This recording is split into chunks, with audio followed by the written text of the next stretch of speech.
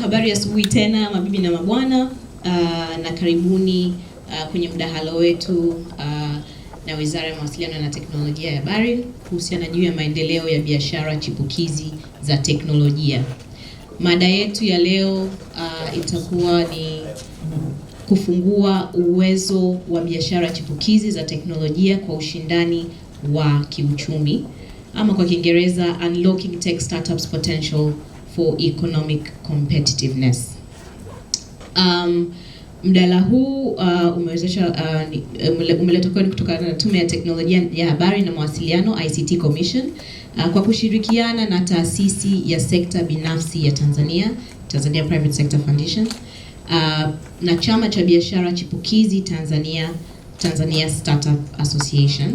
Wameandaa mazungumzo haya na Waziri wa Mawasiliano na Teknolojia ya Habari, Mheshimiwa Dr. Faustine Ndugulile. Asante sana kwa uwepo wako siku leo. Kuhusiana juu ya maendeleo ya biashara chipukizi za TEHAMA. Heshima na taadhima kwa wawakilishi wa taasisi zote za serikali ambao uko pamoja nasi kwa ajili ya kuja kutusikiliza na kwa ajili ya kuja kuongea na kuangalia ni jinsi gani tunaendelea mbele. Malengo makuu ya mazungumzo yetu ya leo hii yameainishwa kwenye sehemu 4. Ya kwanza ni kupata mrejesho kutoka kwa Bodi na mamlaka za udhibiti juu ya maswala yaliyowasilishwa na waanzilishi wa biashara chipukizi za teknolojia. Namba 2, wawakilishi wa waanzilishi wa biashara chipukizi za teknolojia kujadili na kutoa maoni juu ya mazingira wezeshi yatakayotoa motisha na kuwezesha mafanikio ya biashara zao. 3, kuimarisha ushirikiano wa wadau wanaohusika na ustawi wa biashara chipukizi za teknolojia. Na 4, kukubaliana juu ya hatua muhimu kushughulikia changamoto zinazokabili biashara hizi. Karibuni wote ambao uko ndani ya chumba hiki, lakini pia karibuni wote ambao mnajiunga nasi kupitia teknolojia, kupitia Zoom. Kabla ya kuendelea zaidi, ningependa kumkaribisha kwenye stage kwa ajili ya welcoming remarks Honorable Ambassador Togolani Mavura. Mheshimiwa Dr. Faustine Ndugulile, Waziri wa Mawasiliano na Teknolojia, Mhandisi Samson Mwela, Mkurugenzi Mkuu Kamisheni ya TEHAMA, ndugu zaki kutoka TPSF, Mkurugenzi Mtendaji wa Baraza la Biashara la Tanzania TNBC, wawakilishi wa taasisi za serikali, wawakilishi wa startup ecosystem, waalikwa, mabibi na mabwana. Jukumu lilokabidhiwa leo ni jepesi sana. Ni jukumu la kuwakaribisha katika kikao hiki muhimu kati ya Mheshimiwa Waziri wa Mawasiliano na Teknolojia na wadau wa startup ecosystem, biashara chipukizi. Mimi naomba nitumie neno startup ecosystem kwa urahisi. Ninawajibika kabla ya kusema kingine chochote kukaribisha Mheshimiwa Waziri katika mkutano huu. Nichukue fursa hii pia kuwakaribisha watendaji wa wizara unayoiongoza na taasisi za serikali ulioambatana nao leo hii.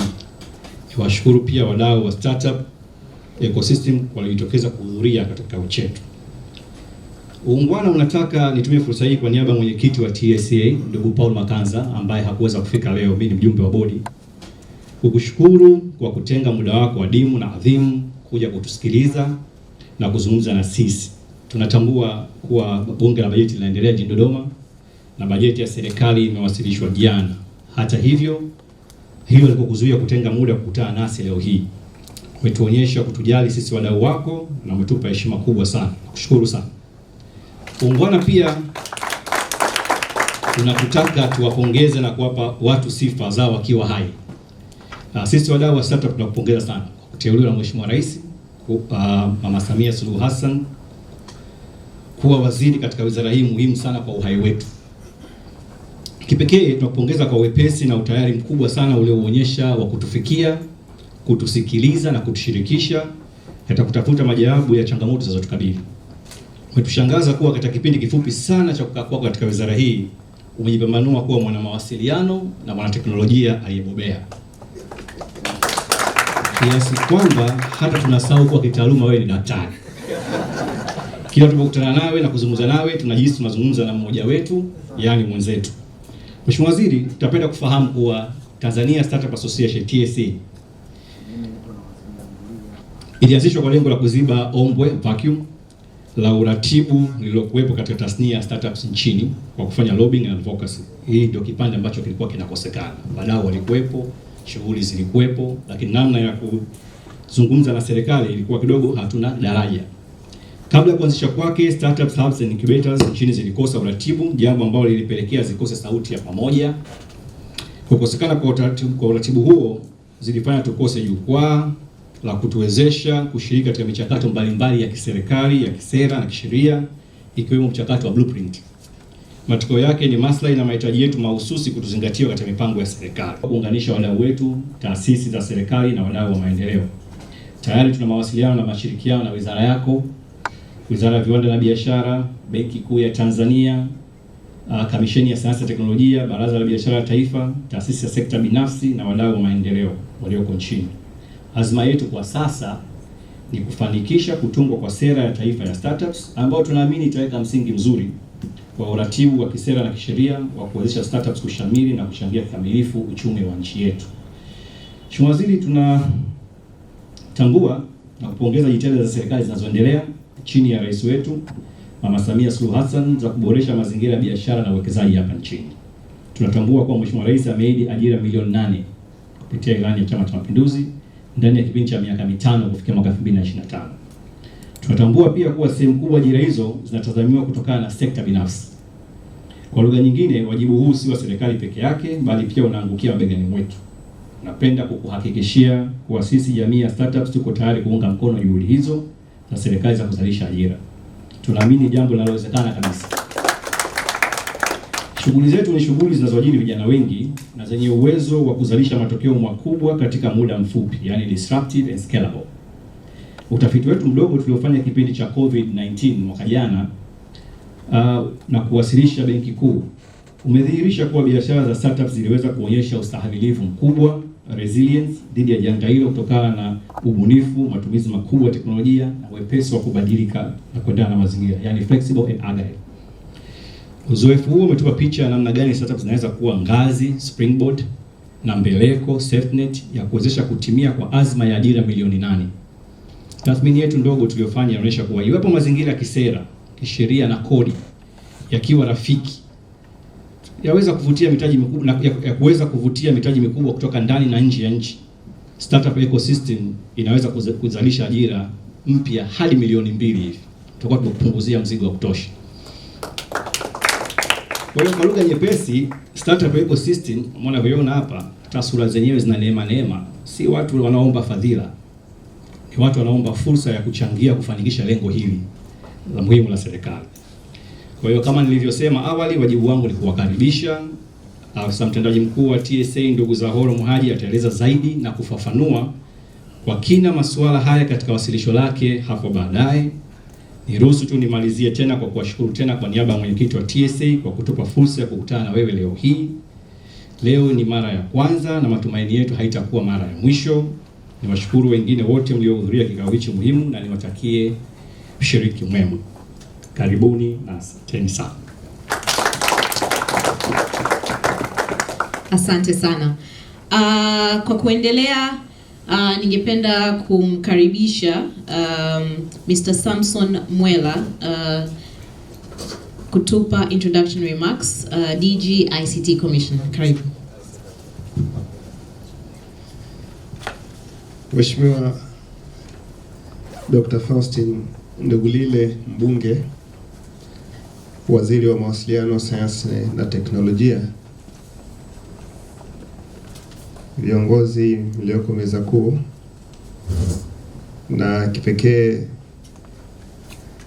naomba tu ni kutambue Mheshimiwa Balozi, maana nilikuwa natamani sana siku nyingi niweze kukutana japo mara moja na wewe, na namshukuru sana Mheshimiwa Waziri kwamba kwa kuweka hii dialogue basi niweza kukutana na wewe. Kwa hiyo nashukuru sana. Mheshimiwa Waziri, hii ni mdahalo wa kwako na umeita maalum kwa kutambua kwamba wizara hii mpya ambayo umepewa kuiongoza inaweza kuleta manufaa makubwa kwa nchi yetu, na kwa kuanzia basi umeona kwamba mchango wa tech startups katika maendeleo ya nchi yetu utakuwa ni mkubwa. Na nakumbuka katika kikao chako ulipochokaa tarehe 3 mwezi wa 5 ukasema nataka niwe na siku maalum tuzungumze na startup. Kwa hiyo huo sio mkutano wangu, Mheshimiwa Waziri. Mimi nikushukuru sana, najua ulikuwa na majukumu mengi jana, lakini umeweza kutenga muda wako na kuweza kushiriki. Lakini wakati nakukaribisha, basi niendelee tu kuwakaribisheni wajumbe wote, na tunaomba sana mtumie fursa hii kuweza kutoa mchango wa utakaosaidia kuweza kutatua changamoto ambazo zinaikabili sekta. Kwa hiyo Mheshimiwa Waziri, tumewaita taasisi za serikali zipo. Yuko TCRA, BOT, Wizara ya Fedha tulimwalika naye, nafikiri atakuwa njema na kuja. Lakini na taasisi nyingine COSTECH ambayo ndo taasisi kubwa inayosimamia masuala ya ubunifu hapa nchini, na yeye yupo. Kwa hiyo mambo tutakayojadili hapa na mipango tutakayokubaliana, ninaamini kabisa kwamba katika kipindi tutakachokuja mwakani, basi tunaweza kaa tunazungumza mambo mengine. Baada ya kusema hayo, Mheshimiwa Waziri, nikushukuru tena na nikukaribishe uzungumze na watu wako. Asante sana. Asante sana. Ningependa kumkaribisha Steven Wangwe, Assistant Director of Cyber Security, ambaye anamwakilisha Katibu Mkuu kwa ajili ya kumpa mic Mheshimiwa Waziri. Karibu. Mheshimiwa Waziri Dr. Faustine Ndugulile, DG wa Tume ya TEHAMA, mtendaji mkuu wa TNBC, Mheshimiwa Balozi na viongozi wengine wote waliopo hapa mbele, pamoja na wageni wote. Niseme tu dada, nataka kunigombanisha na mheshimiwa kwa sababu mheshimiwa ni mtu wa watu. Labda tu nichukue fursa hii sasa kujitambulisha. Mimi ni Engineer Steven Wangwe, mkurugenzi msaidizi sehemu ya usalama wa mitandao, na nipo hapa kwa niaba ya Katibu Mkuu wa Wizara ya Mawasiliano na Teknolojia ya Habari. Nisiendelee kusema mengi kwa sababu kikao hichi ni cha Mheshimiwa Waziri. Nichukue nafasi hii tu kumkaribisha. Nitamkaribisha mwenyekiti wa TSA ili sasa yeye aweze kukaribisha mheshimiwa. Karibu sana. Asante sana. Karibu sana Zahoro. The beauty about kuwa na mheshimiwa ambaye yuko kwenye sekta ambayo wakati Togolani, mjumbe na ambassador Togolani anasema hapa ni kwamba innovative and disruptive. So we are also emulating that kwenye agenda yetu. So just a very brief switch over, ambapo sasa mheshimiwa angependa kusikiliza kama nilivyokuwa nainisha mwanzoni kwamba leo sio tu tunakuja kuongea, lakini tunataka kuongea na tunataka kupata responses kutoka kwa mamlaka husika. Kwa hiyo kuna collection ya issues ambazo tuliweza kuzipata kutoka kwa tech startups. Kwa hiyo ningependa kumkaribisha Zahoro ambaye atatupa presentation yake, na baada ya hapo ndio tutasikiliza kutoka kwa mheshimiwa. Karibu Zahoro. Jamani, habari za asubuhi. Naona imetokea innovation ya hapa kwa hapa. Ratiba imebadilika kidogo, itabidi niongee mimi kabla mheshimiwa waziri ajaje kutupa majibu na maneno yake. Maana halisi ya kuita huu mkutano ni kupata audience na mheshimiwa waziri, lakini pia mheshimiwa waziri amekuja na timu yake, na sisi kama Tanzania Startup Association tukiwa wawakilishi wa startup ecosystem Tanzania, lakini pia tunawakilisha hizi tech startups. Tulipanga siku ya leo kuwakilisha hizi changamoto na mheshimiwa waziri na timu yake waweze kuzijibu. Kwa hiyo ili ku spice up our conversation for today, we decided kujaribu kutafuta issues chache ambazo tumeona tuziweke kwenye presentation yetu ambayo nitaifanya sasa hivi, ambazo tutajaribu kuzi raise hapa, halafu timu ya serikali itatujibu. Lakini pia baadaye kutakuwa kuna nafasi kwenu ku raise baadhi ya vitu ambavyo mnaweza kuhisi labda sikuviweka humu. Niseme tu muda ambao tumetumia kupata hizi what I'll be presenting right now, tulijaribu kuwasiliana nanyi, kujaribu kupitia literature mbalimbali ambazo zimewahi kufanywa huko nyuma au kuandikwa kwenye ecosystem yetu, zikijaribu kudetail changamoto za tech startups. Lakini pia tulitembeza dodoso kwa Kiswahili au wanayasema kwa Kiingereza questionnaire kwa baadhi yenu humu na wengine waliogopo nje, ili waweze kutuambia ni vitu gani wanadhani wangependa kusikia TSA ikizungumzia. So most of the issues which will be raised here are actually coming from you and from ecosystem. So kama nilivyosema, kutokana na ufinyu, changamoto zetu ni nyingi, hatuwezi kuyaongea yote kwenye hii presentation ndogo, but I'll try to address the few.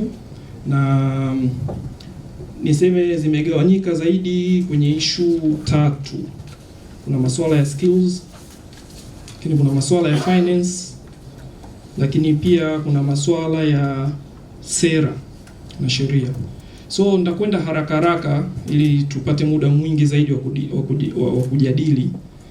So one of the first issue ambayo I'll raise, the need for regulatory framework for prototyping ICT related solutions. We as a TSA, we are proposing the creation of sandboxes for startups to iterate ICT related solutions. On this, Honorable Minister will say the government have already started with EdTech sandbox in Changombe Secondary School. So for innovators who already have EdTech solutions, they can go to Changombe Secondary School. There's a sandbox there which they can test their ideas. So we would love to have more of this for more ICT related startups, so as that they can have a place where they can iterate their ideas before going to the market. So that's the first issue. And we think TSRA can be the responsible agency on this. Second issue which was raised, was the cost of USSD shortcodes is very high for startup company to afford. We are proposing lowering or removing USSD codes for startups, because at current rates, which we were told it goes for at least 4,500 USD. This is the same rate Vodacom pays, the same rate startups is expected to pay. So for startups, it becomes a bit higher. Third issue is about software developers. As you know, we do have a lot of software engineers and developers in the country. But the issue is for local developers or local softwares, it include the price, it include VAT, while for the softwares which are bought outside Tanzania, they don't have VAT mandatory. So making our software locally built more expensive. And on this, government must be aware, softwares are not like containers which you have to import through a port or airport where government can charge the taxes. Someone can just go online and contract a developer in India, and this developer will develop the software and deliver it without government even noticing. So by charging VAT for local developers, you're actually putting them on a disadvantage, because you make their product more expensive. Another issue, the government needs to intentionally review the public procurement procedures to encourage local startups in the tendering process. As we know, government has been with its move towards e-government, where they do a lot of their day-to-day operations online. So they have a need to develop systems, they have a need to develop softwares, they have a need to develop websites. But currently, there's little work being outsourced through the private sector, and mostly to startups. Government, most of their work, they build within the government. So it's the government buying from another government entity. We as the private sector, the startups, we have been starving from this opportunity to work or for government to procure our services. So we would require government to consider that they should also be contracting the local startups for some of their works, because these are the very same startups which do very good job in other private companies and other international organization. As we have seen when we went to the Sahara Ventures, Honorable Minister, we found a developer there who was developing for Benjamin William Mkapa. So we think they are capable, they can also be developing some of the products, ICT products for the government.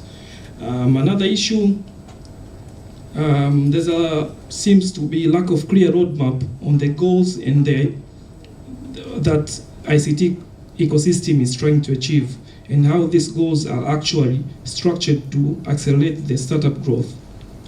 On this, what we have come to find out is currently government, we are aware that they are developing a law, ICT law. They are also through BOT developing digital economy policy.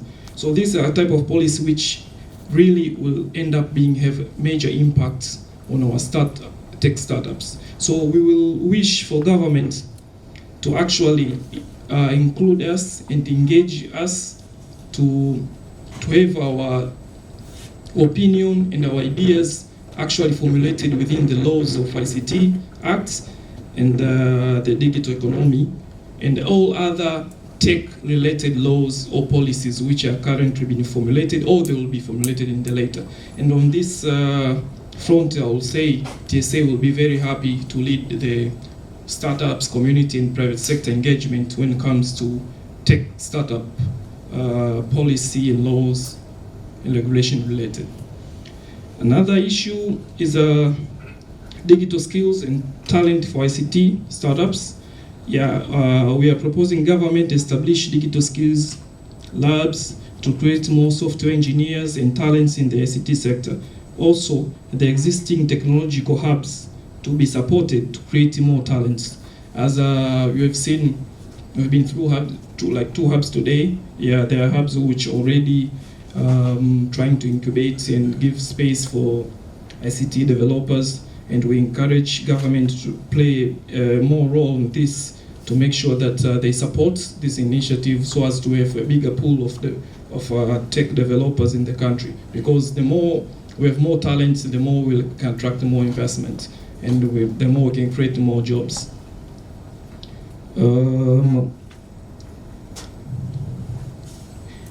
Number 6, I'll go the need to create policies that allow startups to capitalize on the existing public ICT infrastructures with fewer obstacles.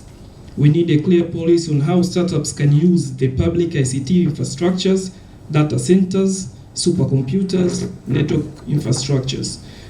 This, as you know, we already know that government has been investing heavily on ICT infrastructure, the fiber optic cable, the data centers. So we would like to see how the government will help startups also utilize those super infrastructure, because currently some startups are forced maybe to buy online or to outsource outside Tanzania, while they can get here for cheap, but also more reliable. And also when these data centers maybe are locally here, I was told that it can speed up the processing. Another issue is lack of regulatory framework for crowdfunding. To issue regulatory sandbox for crowdfunding. The best example is Kenya. They have a crowdfunding regulatory sandbox. Idea crowdfunding is not very new in Tanzania, as we normally sometimes we call it upatu. I know in a very local context that people can come in and contribute small amounts, whether of money or resources, to empower the idea. And Tanzania, sometimes we know some people have tried to do this and they've ended up into problems with the regulatory agency because there's no clear roadmap on how to do these things. But we think in order to help startups sometimes raise money, crowdfunding can be one of the platforms. Just the other day I saw one of the startups in Europe raise more than $1 million just by crowdfunding. A huge number of people coming to contribute small amount of money. And I would say it's something like some guy called Mr. Cook has done here. Just collect some group of people, convince them that he has a good running poultry project, and people came and gave him billions of money. So, but he ended up in jail. That's another story. But that we're trying to say that there's an appetite for Tanzanians to invest in these startups, in these ideas, if they are well structured and they are well protected by regulations and laws. So it's something actually we can try and we can learn from Kenya. They've been doing this. Another issue is more on finance related. Provide tax incentives for VC investing in Tanzania, e.g. lower corporate tax for the first 5 years, remove capital gain tax on exit, etc. This is more to do with how do we, because the way our financial structure is in Tanzania is very hard to actually, for startups to attract funding from the financial or traditional models like banks or mikopo ya halmashauri. So we need more seed funding, we need more venture funds to come in, but they also need to have a conducive and incentives why they should come and why they should invest. Because we said here, capital gain tax, Tanzania is one of the countries in the region which has a very high capital gain tax. So for those investors, this is the first question they will ask. Will come to invest in Tanzania, but how do I exit? And when I exit, what's the cost of exiting? Like if you look around in Kenya, their capital gain tax is around 7% or something. Mauritius is 0. Here in Tanzania is 20% for foreigners. And if you're investing in extractive industries, they're actually talking about 30%. This is too high, and it makes them to be attracted to the jurisdiction or the countries which have a very lower this type of taxes.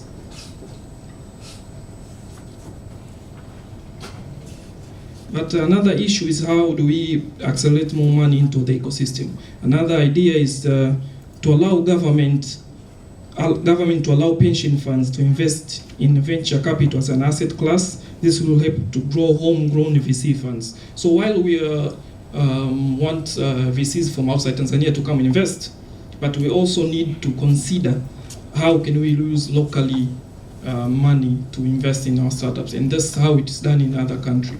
When we talk about venture funds from other countries, they are not only private money, but they are also public money. These are money coming from the pension funds to come invest.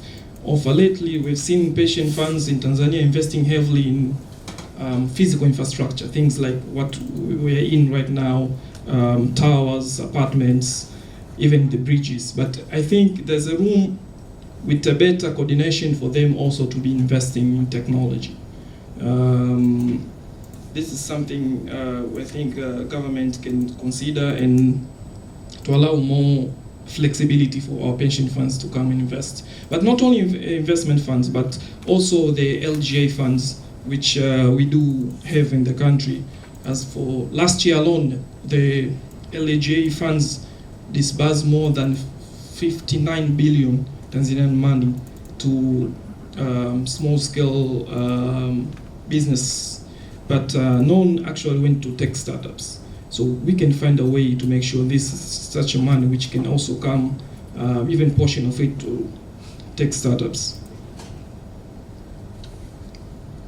The government runs various guarantee schemes apart from guaranteeing bank loans. They can also guarantee the first equity loss of local investors to promote local investors' appetite. So currently we know government runs almost 50 plus, the more than 50 empowerment funds, we call them. Some of them with these empowerment funds are guarantee funds, which basically what they do, they guarantee bank loans for businesses which want to go and invest in businesses. So maybe in order to stimulate appetite for angel investors who are willing to invest in tech startups. Maybe we can find a way also to provide some sort of guarantee to these angel investors so as they can go also invest in tech startups. And this is something a country like Israel have done very well with their program called YOSMA.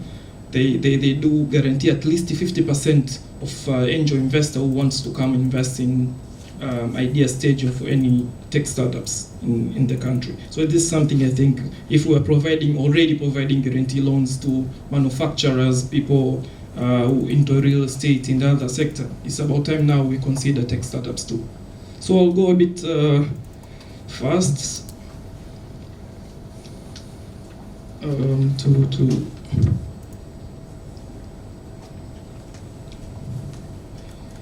another issue is about tax related. Startups companies in Tanzania are being taxed on their capitals. Most startups companies do not have stable financial flow for the first 2-3 years of operations. When you tax them at this time, basically you are taxing the capital. So basically we are talking about things which the cost of doing business or starting business in Tanzania is too high, and mostly due to things like this, which are upfront taxes and levies. Actually, they have done a very good job on ICT level. The government, they have actually integrated their system from umbrella to all other agencies. Right now, if you register a business in umbrella, the umbrella notification send the notification to OSHA, WCF, and all other related fire and all other related agencies. And the only reason they send this, you start receiving payments requests that you need to pay for WCF, you need to pay for this, you need to pay for this. So these are things for startups which don't have have not made a single profit on the business. It's kind of cumbersome because we are required to pay so much upfront in terms of taxes and levies, which we've not even yet to make any profit out of it. So technically, you are charging taxes on our capital, which is not so friendly. And for a start, in Africa countries, startups in Senegal, they get tax break for the first 3 years. In Tunisia, they get 5 years. Currently in Kenya, they're developing the Startup Act, which they plan to incorporate a clause which says that startups will be exempted from tax for the first 5 years of operations. So these are things we think they can be considered for to make sure that startups do start and grow without these challenges. Another issue, all of them said that they can be incorporated in Startup Act, so we are actually asking government if they can consider the establishment of Startup Act. But this is something I'm sure is already ongoing currently. We are already doing a baseline study on this to identify laws and policies and regulations which we think they should be, they hinder the growth of startups. So I think this is something already ongoing, but we would like to emphasize more to you, Honorable Minister. And another thing is public procurement process and strategic partnership between public sector and local startups. We request the intervention to review public procurement regulations and government conditions to allow for local ICT startups support government systems. Currently, we know already that the government had this local content clause on their procurement, and currently they say 10% of local procurement should go to early stage businesses. Procedure. One last thing, to save time, I'll go on the issue of skills and talent issues. We know that already the government through education ministry, they do have universities, and they do have specific universities which are technological based in science. So currently we are talking about third generation universities, universities which not only teach and on academic and basic research, but also have direct linkage to the technology and the commercialization, learn by doing, and lifelong learning. We need to have a future skills program and to make sure that we empower universities to have a more futuristic approach when it comes to developing their content, developing their materials, and making sure that they prepare the future of tech talents in this country. So after saying that, I will finish my presentation with that last sentence. Maybe now it's time for more conversation, and I do encourage my members here and some of you who are into startup ecosystem to raise more issues if you feel there's anything which I have not touched on this, my presentation. So with this, I'll say thank you so much for your time, and I'll return the mic to the moderator to give us our next steps. Thank you. So what's going to happen right now, tutachukua interventions 5. Kumbukeni nilisema kwamba tunapenda kusikiliza yale ambayo yataelezewa. Kwa kama endapo kuna lolote jingine ambalo halijagusiwa hapa, tutachukua interventions 5. 2 nitachukua kutoka hapa, na nyingine 3 nitachukua kutoka online ambapo kuna watu wamesha raise some of the issues. So labda naomba nianze kwa hapa, kuna mkono pale ndipo nimeona Mr. Okay. It's going to be fine. Mheshimiwa, naweza nikachukua ngapi? Tuendelee. Sawa, lakini naomba kwa ajili ya kwamba kuna mambo mengi, I will be a timekeeper. If anybody knows me, I'm going to give you time, ujielezee, sema jina lako, your tech startup, eneo lako, and then go straight to the issue. If we can all be, kama Kiingereza kitasaidia kufanya watu tuko faster, tutashukuru zaidi. Okay, so I'm going to give, okay, 1, 2, 3, 4. So quick. Nadhani kuna watu wanachukua notes, okay? Please. Asante sana Lily. Naitwa Maria Teresa, natokea Mobile Afya. Mobile Afya ni startup ya health tech. Na one of the problems that I'd like to raise is lack of integration between startups and ministries. Kwa wazi, nakumbuka tuliosema na wewe wakati uko waziri wa afya kipindi cha COVID, wakati tuna mobilize tech startups zenye solution ambazo zingeweza kutoa elimu kwa ajili ya COVID-19. Lakini kulikuwa hakuna mahali pa kwenda kwa sababu wizara zetu hazina hizi channel ambazo zina support innovation. Kwa hiyo nilikuwa nataka kuuliza, how can ministries establish room for startups to work within ministries? TAMISEMI, Wizara ya Afya, tunawezaje ku create room labda kwa kwa secretary kukutana na startups once a month, kusikiliza mawazo yao, kuwapa room ya kuwa connect na stakeholders as well. Asante. Na TPSF Capital, we work in the finance and investment space. And one of our work actually is to promote access to finance for majority of companies in Tanzania. Nataka ni clarify vitu vichache. Moja, namshukuru Zahara ameelezea baadhi ya maeneo ambayo tunaona vikwazo ili ku unlock investments coming to Tanzania na kuweza pia ku mobilize local capital kuweza ku invest into Tanzanian companies. Kwanza naomba ni clarify. Sorry, mkosoa kidogo CEO wa TSA. So crowdfunding is not synonymous to Mr. Cook. So I just want to clarify that, because I was send a wrong message. Katia juu kwa juu. So it's not. These are two different things. Mr. Cook was a collective investment scheme. Crowdfunding is a platform. Ambayo yule anarun ile platform wa collect zile hela. It's just a platform that facilitates flow of money from one party as investors to other party ambayo inapokea zile investments.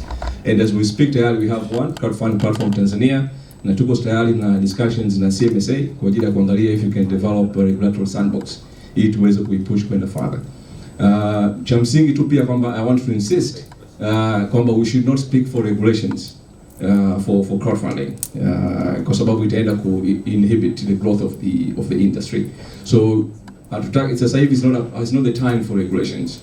Na ndio maana tumeongelea regulatory sandbox. For those who don't understand, the regulatory sandbox is a test environment for innovations to prosper, alafu just tengeneze regulations baadaye. Kwa sababu regulations ukiziweka in front of innovation, they tend to kill innovation. Hilo la kwanza. La pili, kuna maeneo mengi sana alikuwa anaongelea hapa Zahoro kuhusu tax. Usually when the government hears tax incentives, we think about the loss of revenue unapoweza kuondoa taxes. But these are new industries. Kwa sasa hivi hakuna any tax revenue the government is earning from these sources. So there will be no any loss in revenue. Actually, there will be new sources of revenue which will come to the market through these types of investments. Lakini hizi anaongea pia Zahoro swala la local investors kuweza kuinvest kwenye startups. Usually venture capital money, which is usually foreign, cannot unlock funding for early stage startups in any market in the world. So if you want these startups ambazo zinataka kuraise hela ndogo ndogo kuanzia $30,000, $50,000 mpaka $150,000 mpaka $500,000, you have to find a way to mobilize local money. Now one of the best ways to do that ni kuwa na networks ambazo tayari tunazifanya, lakini changamoto iliyopo ni kuwa incentivize local Tanzanian investors to invest. So one of the things we can do is ni kuwapa hizo incentives ili aone kwamba if I have 50 million shillings badala kununua daladala, I can invest into a startup because I have some tax incentives. Now when my investment appreciates in value in 5 years, I can exit through the Islam Stock Exchange and there will be no capital gain tax on my money. So I just wanted to clarify some of these things as our own. Asante. Okay, asante. So when you see me coming towards you, that means your time is up. So please, quick, fast. Been experiencing this. So it's more than just levies.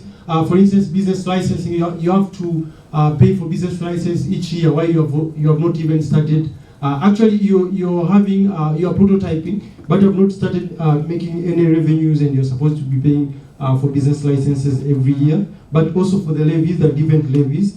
And another thing which I wanted to raise also is having a distinctive legal structure for social enterprises. These social enterprises, they are not NGOs. They are not purely for-profit companies, so they are in between. I'll give an example. For instance, what we do, 100% of the proceeds, of the net proceed we make, we invest it into our members. So for that money, if it's being taxed, that means we are taking money away which could empower our members. So that one also, so I need special consideration for this social enterprise. I just gave one example, but there are different model of social enterprises.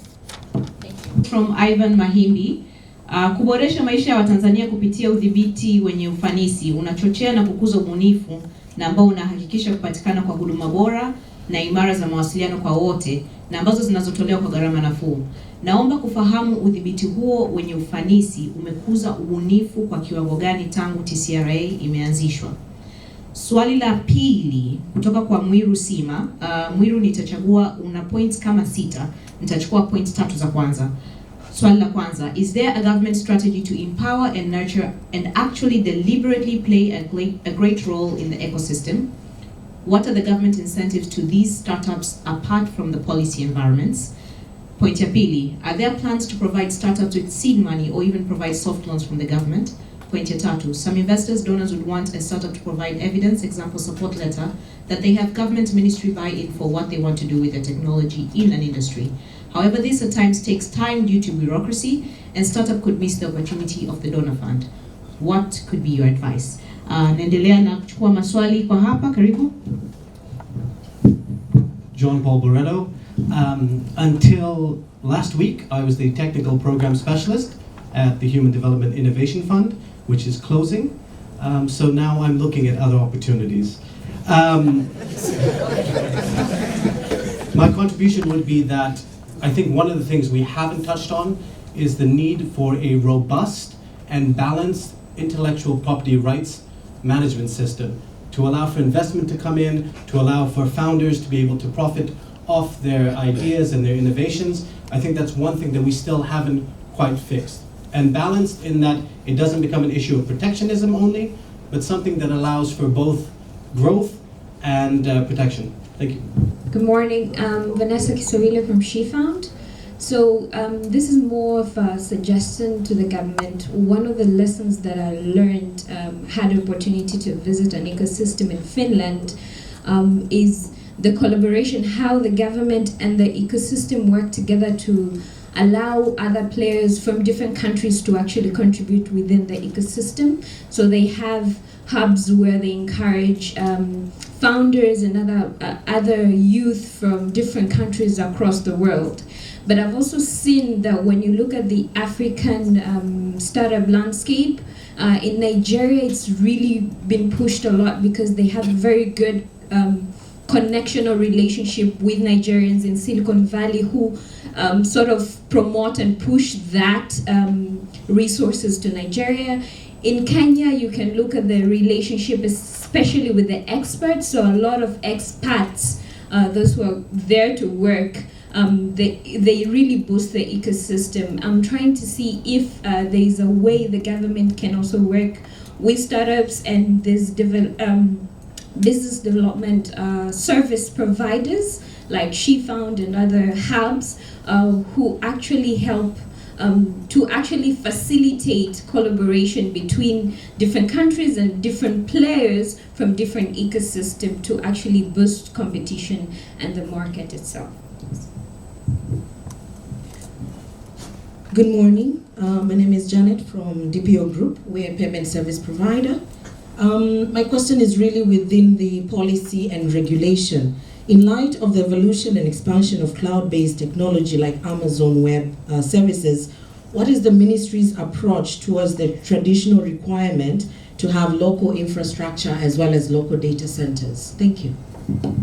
Online I'm going to take two. Paul Kaunda, swali ni serikali ina mpango gani endelevu kusaidia vijana wabunifu to use their innovative business ideas as securities to secure loans from financial institution, that is securitization of intellectual properties. Swali kutoka kwa Petrida Paul, question to the government, do we have a policy in place or any discussions to create favorable policies to startups in Tanzania? Suggestions from online kutoka kwa Chipembe, anasema lack of advanced technology skills and knowledge, the solution is availability of workshops and tax exemptions. Mwiru Sima anasema Mwiru Sima kutoka Geo Mobile Data Solutions na Afro. I think government can facilitate to engage private sector investors to organize for a crowdfunding for local startups, so this is something that has been touched on. Emma Skiula anasema habari asubuhi, shauri kuhusu crowdfunding. Nadhani Tanzania tuna nafasi kubwa sana ya kuruhusu wananchi wetu kuweza kushiriki kwenye hii, endapo tunaweza kushirikisha local SACCOS ambazo kwa taifa letu zipo kila mahali na zinawashiriki local wa Kitanzania wenye vipato tofauti. Kwa nini local SACCOS zipo control na Bank of Tanzania, zipo registered na TRA? Emma Skiula kutoka Arusha Chap Digital Systems. Karibu. Asante. Jina langu naitwa Martin Arioba. Mimi ni mdau wa sekta hii. Mheshimiwa Waziri, asante kwa kutenga muda kukutana na wadau. Mimi hoja yangu ni kuangalia kwenye picha kubwa kabisa muunganiko wa sera, na sio sera za ICT tu na startups, but sera za nchi kwa ujumla, na zina affect vipi. Watu wengi tayari wameshasema we are already disadvantaged kulinganisha na nchi zingine. Nigeria, Kenya, South Africa, Egypt wana watu wengi, they are much more open, they are exposed, so the funding from outside easily goes to them. How do we create an environment that we can generate our own funding and do our own things? So I hear Dada Kumbele when she talks about how can we interact more with the government, and we understand our economy. Government is a very major player. So we go back to issues of innovation challenges.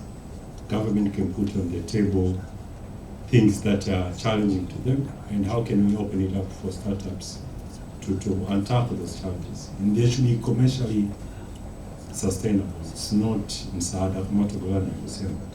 Hiyo tu ni issue kwamba kuna meli ziko baharini, hatujui container liko wapi, linafika lini poti, linaendaje Lubumbashi. How can we track all of this? Is a challenge to the let these guys solve, and we can talk about revenue sharing along the way.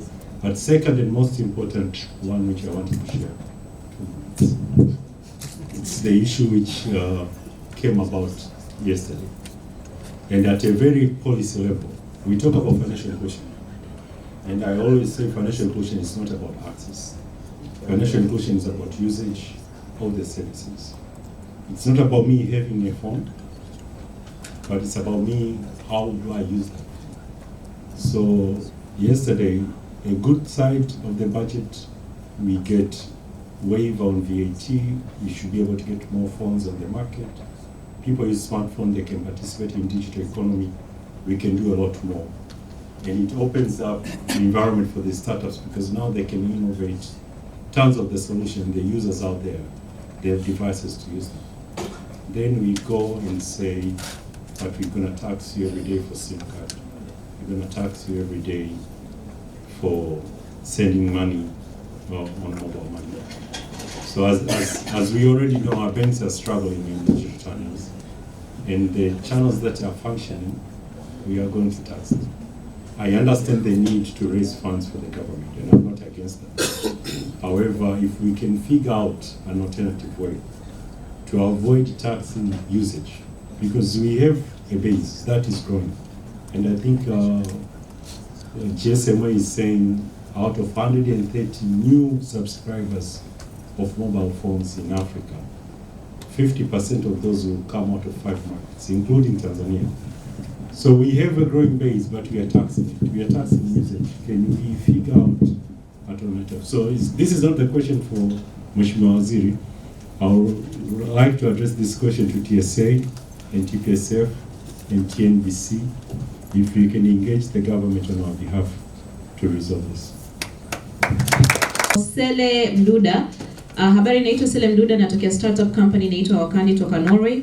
Challenge kubwa ambayo tumeiface wakati tunafanya setup ya hapa Tanzania ni leseni. Unakuta leseni inachukua zaidi ya miezi 6 kuipata, na yote hii sababu ya watendaji kutochukulia startups kama ni serious companies. Unakuta kampuni, you have investors and they need to see their returns after a certain period. Sasa kama unachukua more than 8 months kupata leseni na kuanza production, inaleta shida. Emmanuel Mbise, naitwa Emmanuel, nimpongeze sana Mheshimiwa Waziri kwa kuona umuhimu wa tukio muhimu kama hili. Swala langu lipo kwenye wizi wa ideas za vijana. Wakati startup tukitafuta wadau wa kufanya nao kazi zikiwepo kampuni kubwa, wakati mwingine zile kampuni zinachukua idea na kuzifanyia kazi na startup inabaki kudidimia na nyingine kufa kabisa. Yes, serikali na wadau wako tayari kuwasaidia vijana ambao mawazo yao yamechukuliwa na kupata na kukosa haki yao. Naendelea kuchukua maswali. Nashukuru sana Mheshimiwa Waziri kwa kuwepo kwako hapa siku ya leo. Changamoto imegusiwa na mdada mmoja kule mbele kwamba na pamoja na online sasa hivi kwamba ukiwa unahitaji leseni, ukiwa unahitaji kuthibitisha biashara yako, lazima uende kwa vituo tofauti mbalimbali, na saa zingine interpretation ya mtu ambao unaongea naye inaweza ikawa tofauti na ile uhalisia wa biashara yako. Kwa maana hiyo unaweza ukaambiwa unahitaji leseni ambayo kiukweli uhitaji. Lakini vile vile unaweza pia ukawa bado na sintofahamu pamoja na kwenda kwenye sehemu zote tofauti. Pendekezo ilikuwa kama tunao sasa hivi soft center naona inakuja. Pendekezo ni kwamba kwa nini tusiwe na dawati kama one stop shop? Na kwa maana hiyo kama ilivyo TIC ambapo mwekezaji akitoka nje anafikia TIC anaambiwa mahitaji yake yote na anapewa very simple blueprint na roadmap ili kumwezesha kuingia moja kwa moja kwenye kufanya biashara yake. Kwa maana hiyo ukienda kwenye one stop shop utaulizwa wewe ni nani, subsector yako husika ni ipi, business model yako ni nini, na utaambiwa leseni ambazo zinahusika na wewe, utapewa utaratibu, utapewa hadi na muda. Hata kama una mwekezaji anaweza kumwambia muda wa kupata ile leseni sasa ni wiki 2, wiki 3 na kadhalika. Kwa hiyo nadhani kwa njia hiyo tunaweza tukatengeneza kidogo urahisi pamoja na hata kupunguza speed ya hizi startups kuingia sokoni. Asante sana. Kwa majina naitwa Priska Magori, ninatokea TPSF lakini pia ni mwakilishi wa local startup inaitwa 1010 Explore. Well, query moja ambayo naiona sana hasa kwa video content creators ni kwenye hizi rate fee za kuchukua haya matukio au content. Mara nyingi inakuwa very expensive especially for local startups. Ukiangalia for marine parks ni $1,000 kwa wiki. Hasa ukimwangalia local startup $1,000 just to take a drone na kufanya coverage maybe for nearby local marine areas, it's very expensive. Kwa hiyo labda kwa heshima yako Mheshimiwa Waziri na alignment pamoja na I think agencies stahiki kama Wizara ya Maliasili na Utalii, kama kukiwa na sort of kwa sababu najua hizi rates zimekuwa sana sana kwa foreigners. Sasa at least kungekuwa kuna local rates kwa sisi wa Tanzania, ingekuwa imetusaidia sana. Asante. Some comments from online. Davis Kahwa. Honorable Mr. Ndugulile, Dr. Ndugulile, please can you share at high level the government vision/aspiration to utilize technology to increase the efficiency of the government through best-in-class implementation of process automation, service integration, and shared services. And then kuna Freddy mkurugenzi wa Fundi Smart, anasema kwa nini huduma ya PayPal Tanzania haipo? Swali la pili, mamlaka ya serikali zinazosimamia biashara zimekuwa nyingi sana. Kwa nini wizara inayosimamia teknolojia isiunganishe mamlaka zote katika page moja online ili iwe rahisi kwa mfanyabiashara chipukizi kufanya maombi yote kwa wakati mmoja, mfano BRELA, leseni, TRA, OSHA na kadhalika. Namba tatu, kwa nini mamlaka za serikali zimekuwa zinatumia lugha isiyo rafiki kwa wananchi wa kawaida hasa vijijini, lakini pia mamlaka mfano TCRA zimekuwa zikiogopwa zaidi kuliko kukimbiliwa na vijana wengi? Mentioned for USSD codes is correct. It's very expensive, but it's also SMS short codes. There's two different categories, and the third one is the license fee itself is $10,000 for a National Application Services license. So all three things need to be reviewed. The other thing which I had raised to TSA is that my auditor just told me 2 weeks ago there's a 15% withholding tax. Aside from the VAT, there's a 15% withholding tax on software subscriptions. So if you charge your client annual or monthly subscription, there's a 15% withholding royalty, which was meant for Microsoft Office and etc., but it also applies to any software that's developed locally. So that essentially kills the local software ecosystem. So the other thing that is also not clear for software services is the 5% withholding tax, which is meant for professional services that are regulated, so like lawyers, accountants, etc. But customers don't know what it applies to and don't, and so charge it across the board for all services, including ICT services and software. So aside from the 15%, there's also this 5% which TRA needs to educate and make it very clear what it applies for and what it doesn't apply for, and if software services are covered under this category. Lastly, I really like Andrew's idea about the one-stop shop. I think that would be a game changer for kind of all startups to have no ambiguity, because they would have one place to get all their answers and probably lobby at that same place because there will be things that will be ambiguous, and that agency can then become the point of reference to talk to engage with government. Lastly, she's looking is we need an overhaul. I mentioned this last time. We need an overhaul of our ICT curriculum at all universities. It needs a complete, dump it and start fresh with industry collaboration to understand what is actually used in industry. It's not Fortran, it's not Pascal, it's actual cloud technologies right now, and revamp it and really give the tools. And this is a 10-year plan, not a 2, 3, 5-year plan. Mimi kwangu vitu ambavyo nataka kusema ni kwamba leseni zinachukua muda mrefu sana na zinafanya gharama uwekezaji inakuwa ni kubwa mno kwa sababu ya vitu kama riba. Lakini kitu kingine, leseni pia ni ghali sana, na leseni nyingine zinakuwa zina duplication. Kwa mfano kama ukiomba leseni ya National Application Service with Network Facility, unaambiwa lazima uwe na leseni ya National Service na National Facilities, ambazo zote zina cost zaidi ya $1 milioni. Kwa hiyo hivi vitu vinazuia sana kucompete na kuingia katika sekta vizuri. Jambo lingine ambalo linalokuwepo ni kwamba kuna mamlaka nyingi sana. Unakuta mtu una deal na TCRA kutoka kwa mpaka uje ufike sokoni, unakuta umeshachukua muda mrefu sana. Lakini jambo lingine pia, mara nyingi sana mamlaka zetu zinauliza sources za funding zako zinatokea wapi. Kama mtu unaulizwa hilo swali, ukifuata hawa ndugu zetu, watu ambao wengi ni wawekezaji wanaowekeza katika sekta nyingi sana ni informal.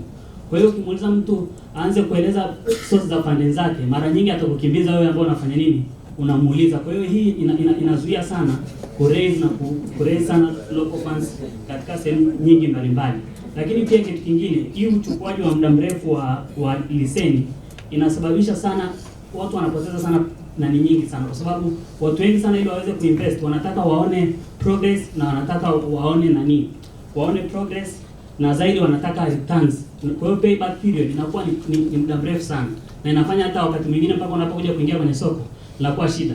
Jambo lingine kwa BOT, la mwisho kwa BOT, nadhani kipengele cha 30 cha electronic money issue kinafanya sana, especially kwenye masuala ya digital payments inakuwa ni ngumu. Na kama digital hizi electronic payments itakuwa ni vitu gani, inakuwa ngumu sana, kwa sababu cash bado inakuwa na thamani zaidi kuliko electronic money.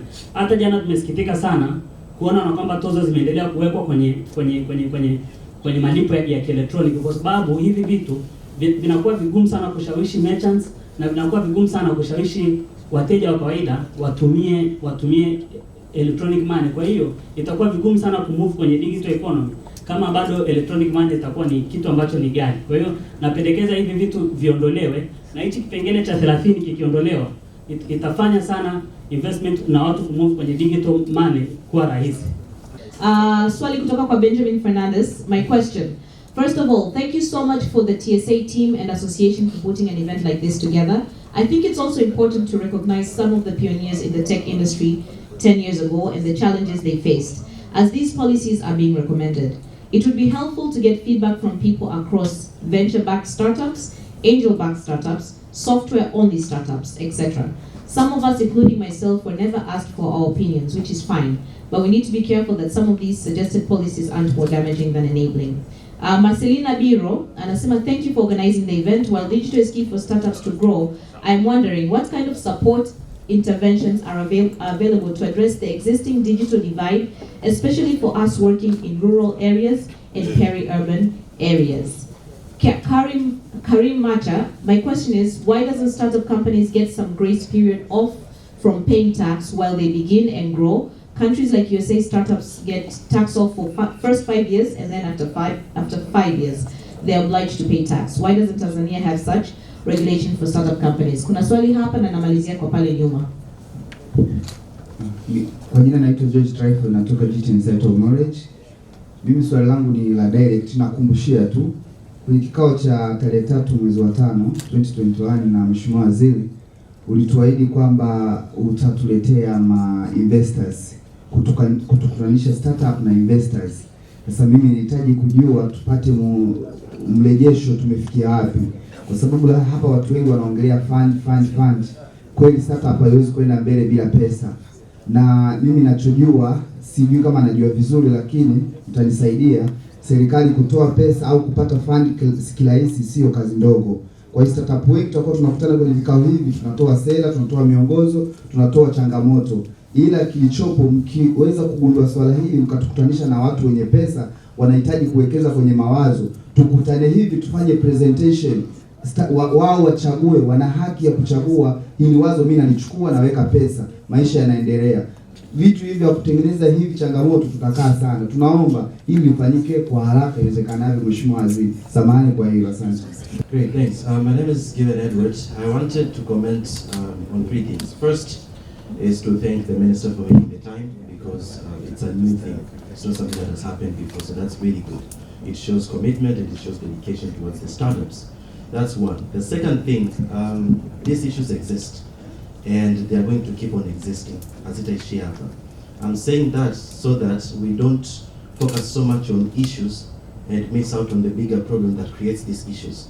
So we can solve all the items on the list level, and then after a month or a year, the new ones will come. So the question and what everybody has been bringing up is, how do we create a link between startups and the government, so that there can be a way, moja, to avoid these issues surfacing in the future, and 3, to avoid laws that hurt startups. And with that, I would like to emphasize on the ICT Act, on the Startups Act, and how startups and their thoughts have been represented in that and all the future laws. Hizo comments ambazo tumezipata kwenye floor, nadhani michango imekuwa nayo ni mizuri sana. Sasa ni vizuri kwa sababu na mimi nimekuja na watu ambao nao wanaweza kutusaidia, na kuna maeneo ambayo wanahitaji watoe ufafanuzi, kuna mengine ambayo tutahitaji tujichukue kama serikali. Kwa hiyo labda tuanze kidogo kidogo, kuna maeneo ambayo yameguswa, basi wale ambao wamekuja basi waweze kusema. Yale mengine makubwa basi nitayabeba kwa niaba ya serikali, kwa sababu serikali iko hapa, mimi naweza nikachukua. Kwa hiyo mimi nadhani tuanze hivi afu tutakwenda mpaka huko, si ndio? Mama unatukilisha TAMISEMI. Wa kusikia 3-5 minutes kwenye directly to the issues ambazo zinakugusa. Pia napenda nishukuru pia organizers wa event ambayo ni nzuri kimsingi, lakini pia mimi niseme kama TAMISEMI, kama mwakilishi wa katibu mkuu TAMISEMI, masuala haya yanatuhusu moja kwa moja, kwa sababu hawa vijana ni wa kwetu, wapo kwetu, na sisi tunatamani kuwaona wanakuwa. Labda mimi nizungumzie tu eneo moja ambalo pengine limetugusa moja kwa moja. Tumezungumzia hapa kuhusiana na kwenye issue ile ya financing, ambapo wamegusa kwenye fedha ambazo zinapatikana kwenye mamlaka za serikali za mitaa. Labda Mheshimiwa Waziri nizungumzie sehemu hiyo, kwa maana ya kwamba lengo la mikopo hiyo kuanzishwa kwake ni kuhakikisha kwamba yale makundi ya watu wa kwetu wa Tanzania ambao wako kwenye position ambayo hawawezi kukopesheka kwa urahisi au kuweza kuaccess financing kwenye taasisi nyingine ambazo zinatoa fedha kwa urahisi, waweze kuwezeshwa ili kupata mitaji ya kuweza kuanza shughuli zao zinazoweza kuwafanya waweze kujitegemea, lakini pia kuendesha maisha yao na kujiinua kiuchumi. Kwa hiyo makundi hayo kimsingi fedha hizo zinalenga makundi ya wanawake, yanalenga vijana, lakini baadaye tumekuja na watu wenye ulemavu. Na kama tulivyosikia ni fedha nyingi, kimsingi sio nyingi sana lakini ni nyingi, na zinapatikana kwenye mamlaka za serikali za mitaa zote. Kila halmashauri inakuwa na bajeti yake na kunakuwa na utaratibu kwa kuweza kuaccess hizo funds. Lakini kama nilivyosema ni kwa ajili ya makundi hayo, kwa maana ya kwamba wale ambao hawawezi kuwa na sifa za kukopesheka kwa urahisi kwenye hizo taasisi, kwa maana ya kwamba ukienda kwenye taasisi za fedha watataka kuwa na collateral, watataka kuwa na vitu fulani ili kupata assurance ya mikopo yao. Sasa kuna vijana kama hawa sasa ambao wanazungumzwa, ambao pengine wametoka shuleni, hawajafikia ile level ya kuwa na zile sifa za kuweza kupata fedha hizo. Kwa hiyo mikopo hiyo inayotolewa kimsingi haina riba, kwa maana kwamba haina riba, ili kuwezesha wale wa beneficiaries waweze kuaccess kwa urahisi. Lakini pia pamoja na kwamba haina riba, haina zile conditions nyingine, kwa maana kwamba labda uwe na collateral, uwe na dhamana fulani uweze kuweka ili uweze kupata ile mikopo. Dhamana kubwa ya mikopo hiyo kama nilivyosema haina riba wala haina hizo dhamana nyingine. Dhamana kubwa ya mikopo hiyo ni kuwa kwenye vikundi, na kuna regulations ambazo zinasimamia. Kuna sheria yenyewe ya fedha za serikali za mitaa, lakini pia kuna regulations ambazo zimebainisha namna ya kuaccess fund hizo. Sasa changamoto ambayo nimekuwa nikiiona ni hiyo changamoto ya kwamba kuwa kwenye vikundi pengine ndio inakuwa ni changamoto, lakini labda ninachoweza kusema vikundi sasa ndio collateral yenyewe, kwa maana ya kwamba tukienda hata kwenye hizi theory za fedha, kwa maana kwamba ili tuweze kujua au kuwa angalau na uhakika kwamba hizi fedha tunaweza tukapata marejesho yake, kwa sababu sio grant, ni mikopo, kwa maana lazima tutoe, lazima zitumike, lazima zirejeshwe. Kwa hiyo kuwa kwenye kikundi ndio dhamana ya kuhakikisha kwamba zile fedha zinaweza zikarejeshwa. Lakini pia zamani tuliweka vijana kuanzia 10 mpaka 15, lakini baadaye tumerekebisha. Kwa hiyo tunaanza kuchukua hata vijana 5 wakiwa pamoja wanaweza wakapewa fedha hizo. Lakini jingine lengo jingine ni kuwafikia wengi zaidi, yani kuwafikia wengi zaidi. Kwa hiyo tunapokuwa na sisi tunajiandaa kwenye haya maeneo yetu, basi tuangalie hizo condition chache ambazo tumeziweka ili tuweze kuwafikia wengi. Lakini Mheshimiwa Waziri, mimi nina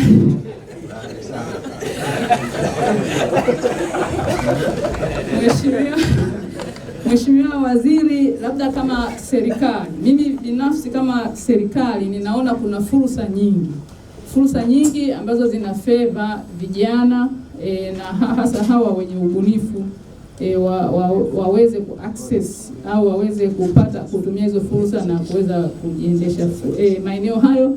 Ninaona kwamba kuna kama COSTECH, kuna Wizara ya Viwanda na Biashara, kuna SIDO. Kwa hiyo changamoto ninayoiona labda kubwa, Mheshimiwa Waziri, ambayo tunaweza tukaichukua kama serikali pia ni coordination ya namna ya kuangalia ni namna gani hizi fursa zinaweza zikatumika sawa sawa. Tukienda kwenye ofisi ya Waziri Mkuu kuna dawati pale la vijana na wana funds ambazo zinaita skills development funds, something like that, sina uhakika sana. Lakini tukienda Wizara ya Viwanda na Biashara, nafikiri wana incubations na issues zinazohusiana kwa namna hiyo.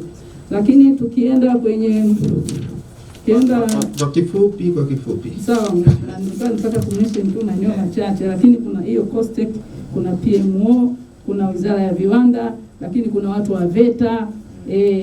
Hayo maeneo yote yanawaandaa vijana. Alafu ukija kwenye local government, sisi tuna fedha ambazo ziko kwenye mamlaka za serikali za mitaa. Sasa nilifikiri tu tukiwa tuko coordinated vizuri kwamba huyu akishamfundisha anamwacha wapi, Waziri Mkuu akishatoa mafunzo kwa vijana wake wanaishia wapi, viwanda wale wanaofanya incubation wakisha incubate wanaishia wapi.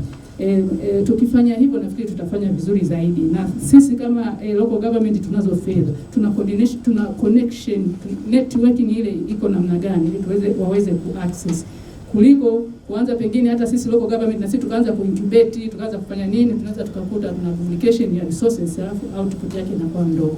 Mheshimiwa Waziri, naomba niwasilishe. Nashukuru sana. Hapa kwako kubwa ambalo umeliongelea ni swala la uratibu ndani ya serikali ili tuweze kwenda sawa sawa. Hilo nalipokea, lakini nikuombe jambo moja ambalo mnatakiwa kuanza kuliangalia, na sisi katika ofisi ya Rais TAMISEMI vikundi hivi angalie na hizi vijana wenye mradi ya teknolojia ambao wako ndani ya vikundi ambao wanaweza kufanya local solution katika halmashauri zetu. Kwa hiyo nalo tukae tuliangalia hilo katika kujadili. Nashukuru sana Mheshimiwa Waziri. Hilo nafikiri limepokelewa, na pengine sisi kama TAMISEMI na halmashauri zetu tukiwapata vijana wa namna hiyo ambao wamekwisha fundishwa tayari kwa ajili tu ya kuanza na wameungana kwenye vikundi, kwetu sisi ni kwa sababu regulations zetu hazibagui na sio kupuru sisi, nafikiri ni hiyo tu coordination. Tukiwapata tutakuwa na assurance kwamba fedha zitarejeshwa, lakini tutakuwa na assurance kwamba wanaweza wakazalisha wakaajiri na wale wengine ambao wana shughuli ndogo ndogo. Hilo limepokelewa Mheshimiwa. Tutalifanyia kazi ndani ya serikali. Kazi yetu. Waziri, kwanza nashukuru kusikia hizi changamoto na haya mapendekezo na whatever, ni ishara kwamba sekta imekuwa, the ecosystem imekuwa. Mwaka 2013 14 kipindi kinu ipo, hizi halisi ulikuwa usisikii. Kwani ishara kwamba tumepiga hatua. Tunashukuru kwa hilo. Lakini Mheshimiwa Waziri, serikali kazi ya kwanza kubwa ni kuweka mazingira wezeshi, ambao nasema kwamba tunafanya wakati tuliweza, ndio maana tuko hapa leo tunaongea kwa ajili ya kuboresha, sababu haya ni maana yake kwa kuboresha, tusikie mbele zaidi. Na katika mazingira wezeshi, ukiangalia Mheshimiwa Waziri, tukishia kwa kuratibu ambao kazi ya COSTECH, kuratibu haya yanatokea haya. Sasa hivi tunaongelea, tuna kitu kinaitwa Makisatu. Mwezi uliopita ulishiriki kwa Dodoma, uliona. Makisatu inaendeshwa na Wizara ya Elimu ikishirikiana na TAMISEMI na ofisi ya Waziri Mkuu. Idea ilikuwa ni hiyo, kwa maana kwamba kule kuna mifuko, kuna vijana makundi, kule halmashauri zikishiriki kwa ibua wale wabunifu na zile bunifu zao, watakaoshindwa kwenda juu watasaidika huku chini. Kama nilivyosema, sekta imekuwa sana. Hapa tunaongea, mimi pia nimeshiriki kwenye Bakesatu, nimeshiriki kwenye Innovation Week ili ya ubunifu. Hapa kuna ubunifu wa wili tofauti. Innovation Week kuna hawa walioenda sekondari, chuo kikuu, wanajua kufanya PowerPoint presentation. Wale wa Bakesatu ni wale wa government ambao wana interventions ambazo not necessarily kama zikapata pesa za meza mfadhili wa nje. Kwa tunafanya utaratibu wa harmonize hivi vitu wote waweze kufanikiwa. Kwa hiyo hii nashukuru tumeipokea na tunashirikiana kufanya kazi, lakini ukiangalia mheshimiwa, kwa mfano leo ni kwenye ratiba tunazindua soft center. Hii hapa ilipatiwa na Costec. Tulikuwa milioni 370. Nia ni kujenga mazingira hayo kwa maana ya kwamba huyu mbunifu mjasiriamali kokote aliko apate usaidizi. Zamani tulikuwa na Buni Hub peke yake. Baada ya kuona kuna mwitiko tukasema Buni Hub iwe Mother Hub au hubs. Inafanya training kuibua hub zingine zitengenezeke. Kwa hiyo mimi nashukuru kwa haya yanaongeleka leo. Labda kikubwa nigusie kidogo tu. Kuna mtu aliongelea kuhusu overhaul ICT curriculum in the universities. Niseme wiki iliyopita kulikuwa na kama press release kwenye World Bank kwamba miradi mitatu wamepitisha, mmoja wao ambao unaitwa HEET, Higher Education Economic Transformation, na ule mradi wa vyuo vikuu kwa ajili ya kufanya hiyo economic transformation, lakini mmoja wapo ni hiyo kuangalia hiyo curriculum kusudi ziendane na sasa, not only in ICT lakini maeneo yote. Kwa hiyo vyuo vikuu vinasaidika, lakini at the same time hizi taasisi ambazo zinasaidiana na vyuo vikuu kwa maana ya kwamba Costec, TCU na Loan Board, kwa maana vyenyewe, kwa sababu vyuo vikuu vikiwa boosted kwa maana ya hizi facilities na curriculum zao, ina maana watatoka na vijana ambao demand ni kubwa kwenye coordination. Kwa ina maana Costec inabidi pia mifumo yake iweze kutengenezeka kuwasaidia hao vijana pia Loan Board na TCU. Kwa hiyo kwa maana kama nasema kwamba haya yote tunayapokea na tutashirikiana na sekta kuzidi kuiboresha. Na by the way, hata kwa alisema mkurugenzi wa TCA kwamba alivyo anza tunani TCA yake alikuja Costec. Wakaa pamoja na tunaendelea kufanya kazi pamoja. Kwa hiyo tunapokea maoni na super mbele. Nashukuru mheshimiwa. Mimi nikushukuru kwamba sasa hivi mahitaji yako makubwa sana. Sasa hivi dunia inaongelea masuala ya artificial intelligence, internet of things, big data analysis, masuala ya blockchain technology, software and engineering, network development na vitu kama hivyo, na cyber security. Those ni vitu vikubwa ambavyo na sisi tulikuja tukavibaini. Na mimi matarajio yangu na matamanio yangu ni kwamba ndani ya miaka hii 5 tuanze ku create those skills sets ziwepo ndani ya nchi.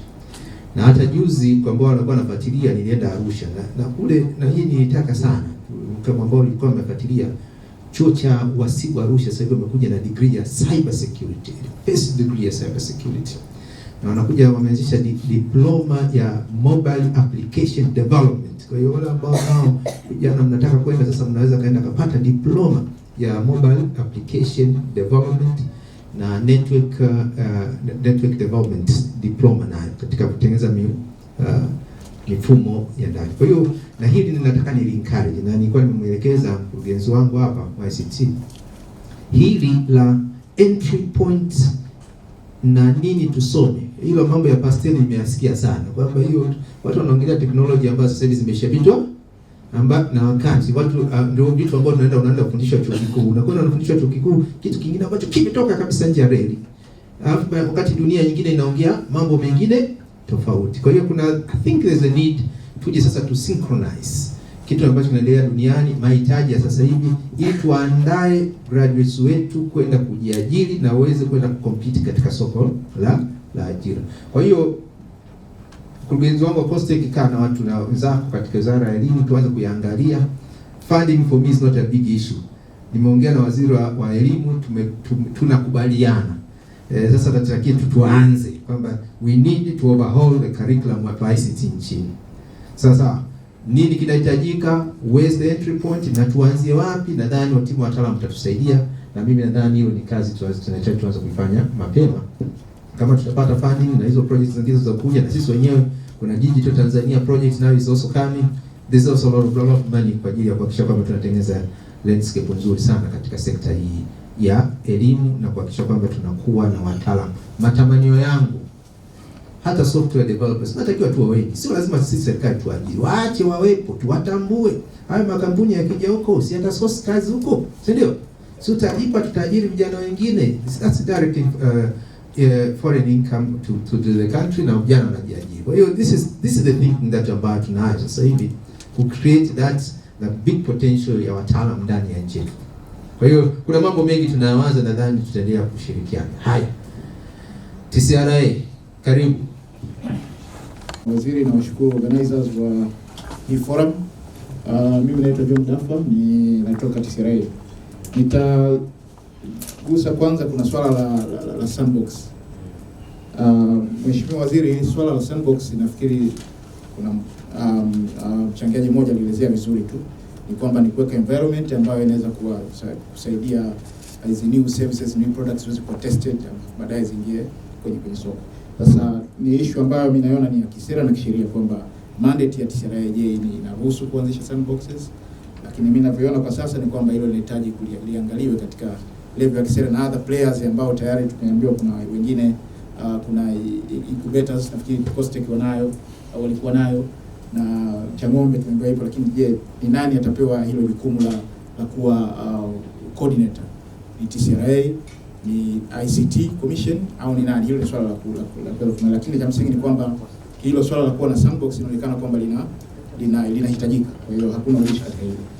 Lakini sisi kwa sasa kama TCRA inaweza kuzungumzia kuna masuala ambayo yanatugusa moja kwa moja, especially kwenye swala la resources, kwamba kuna startups wengine wanahitaji USSD code, hizo number short codes, na pia labda spectrum ambao wanaweza kufanya hizo testing zao. Sisi kama TCRA tumesema hili kwa sasa, kwa sababu tulikuwa tunatumia tu maamuzi kwamba mtu anakuja kuomba labda kufanya pilot, anafanywa decision based on ya maombi yake, alafu anapewa. Kwa mfano tulishatoa TV white space kule Dodoma chuku kwa ajili ya kufanya utafiti wa internet broadband, alafu tulishatoa USD kwa nani chuo hiki cha University Kuwait kwa ajili ya kufanya utafiti. Kwa hiyo lakini ilikuwa ni kwa maamuzi, hatuna clear guidelines. Kwa hiyo tunafikiri sisi tunahitaji kuweka guidelines kwamba mtu anapokuja kuomba short code, anapokuja kuomba resource, je, tumeweka vigezo gani ambavyo viko wazi ambapo akija anaweza kupata bila.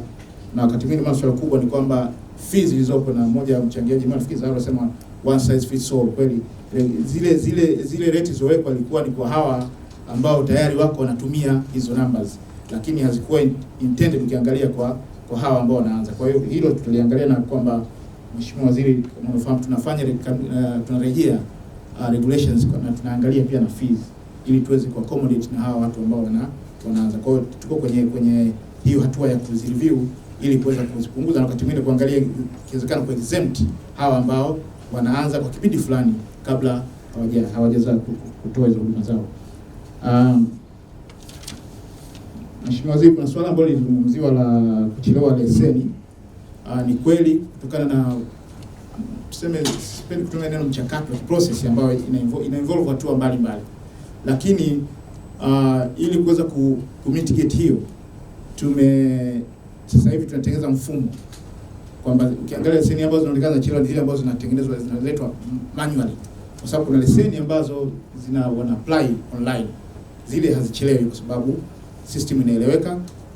Muombaji anaweka requirement documents zote zinazohitajika na ana submit na inafanywa haraka, lakini hizi ambazo zinaletwa manually ndio ambazo kidogo zina shida. Kwa hiyo mfumo ambao tunauweka sasa utasaidia na utaondoa ucheleweshaji, kwa sababu anayeleta maombi atakuwa ameleta na document zote na atakuwa anapata notification kila hatua mpaka itakapofika na leseni kubwa. Huwa tutafanya consultation na waziri, kwa ataona the whole process. Kwa ucheleweshaji tunaamini kwa kuweka mfumo wa leseni tutaondoa huo ucheleweshaji ambao unatokea. Na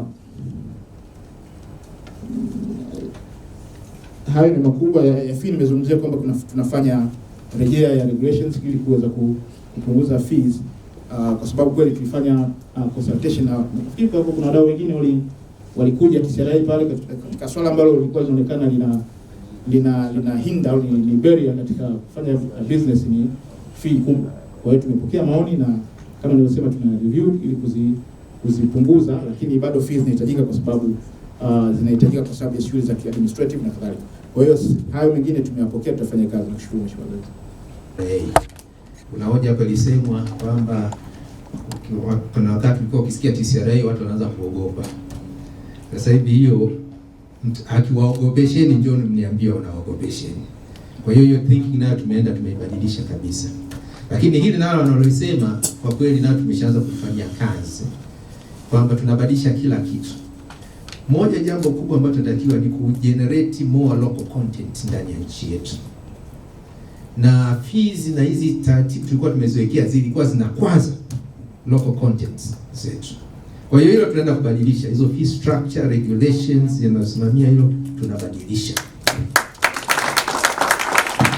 Kwa hiyo kuna kazi inafanyika, ambacho mtakachohitaji DAFA na timu yake TCRA, hawa TCA nao watoe maoni yao katika areas ambazo, kwa sababu nao wana wadau wao ambao wana create content, na nimesikia mmoja kule, ikiwa ni pamoja na hizo nyingine ambazo zinahusiana na wizara nyingine, tutaenda kuzifanyia kazi za wildlife na vitu vingine, tutazifikisha hizi salamu kuhakikisha kwamba tunataka tupromote sisi utalii wa ndani, na tunataka Watanzania wafanye utalii, kwa sababu watalii wa nje hawaji ndani sasa hivi ya nchi. Sasa tunawavutiaje wale bila kuwa na local content ambazo tunaweza tukazishowcase? Na sio lazima tuonyeshe kila kitu kwenye Safari Channel. Tunaweza tukaweka YouTube na tuweka katika social media nyingine, watu wakahamasika wakaenda kule kutembea. Kwa hiyo haya niseme tu kwamba tunaenda kuyafanyia kazi ya kubadilisha fee structure, taratibu zetu za kuhakikisha kwamba tutumie social media hizi kwa ajili ya manufaa zaidi, na mali kwa ajili ya manufaa makubwa zaidi. Lakini ikiwa ni pamoja na ile ambayo amelisogezea mkurugenzi, nimetoa maelekezo kwa watu wangu, sitaki kusikia leseni zinachelewa. Hakuna kuchelewesha leseni. Wawekezaji ambao wanataka kuja kufanya uwekezaji, tumesema kwamba tunataka sasa tuwe na online system. Tangia una load application yako, waziri anaiona mpaka inatoka, ili na mimi nijue inakwama wapi, na tumeshatoa maelekezo, iwe ni usiku, ni mchana au weekend, applications zilizokamilika zishughulikiwe ndani ya TCRA na zije wizarani pale ambapo nahitajika kutoa maamuzi. Mimi natoa maamuzi, I do that in less than 30 minutes kwa kila application ambayo inakuja. Kwa hiyo I have no outstanding application ya leseni katika dawati langu. Kwa hiyo na sisi tunaendelea kuboresha mifumo yetu, lakini na hili tunataka sasa, hilo website tumesema tunalifanyia kazi. TCRA twende tukaangalie multiple licensing. Imeongelewa hapa swala la multiple licensing, nadhani haina tija. Hebu tuangalie, mimi mwenyewe sijaelewa, bali kuna component vingi ambavyo vingine vinahusiana. Hebu tukae tuangalie hizo licensing. Je, license moja inaweza kukaa imekapa zote, au tukawa na license chache ambazo zinakuwa zinatija badala ya kuwa na leseni vingi vidogo vidogo ambavyo vinakwaza uwekezaji katika hili. Kwa hiyo hili tutalifanyia kazi pamoja na hiyo review ya short codes, hizo zote naenda kulifanyia kazi ndugu zangu. Sawa, ndani ya muda mfupi hili nalo tutalitolea majibu, this work in progress, na hivi tunapoongea walikuwa wanafanyia kazi hilo jambo, naamini tutakuja na majibu. La mwisho hapo katika hili nitaka kuligusia ni one stop center, ili nitalisema. Sasa hivi kupitia tuna project moja kupitia shirika la posta inaitwa One Huduma Center ama One Stop Center.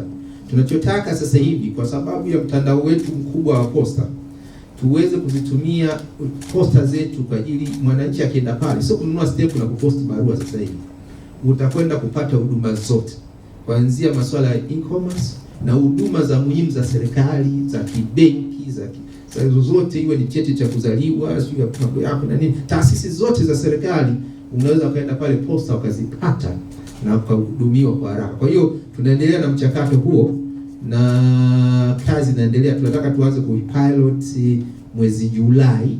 Tutaanza na Dar es Salaam na Dodoma, na ni project ambayo na sisi tunataka kuifanyia kazi through postal services. Kwa hiyo naomba hold on kidogo, kuna kazi ambayo tunaifanya katika hilo. Hili la sandboxes, mimi niwaombe ICT Commission, COSTECH na TCRA na wale wadau wengine ambao wanahitajika, hebu kaeni kwa haraka mwanze kulifanyia kazi. Yale ambayo yako ndani ya sekta yangu tutayafanya kwa sababu hayo tuna mamlaka nayo. Yale ambayo yanahitaji mamlaka nyingine basi tuweze kuwashirikisha ili tutengeneze hizo sandboxes kwa ajili ya innovators wetu kuanza practice hizo system zao na kuangalia jinsi gani zinaweza zikatoka. Nadhani kitu ambacho tunaweza tukakifanya kwa haraka.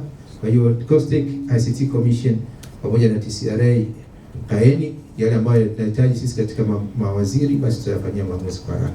Nakushukuru sana. Inga, ulikuwa na neno?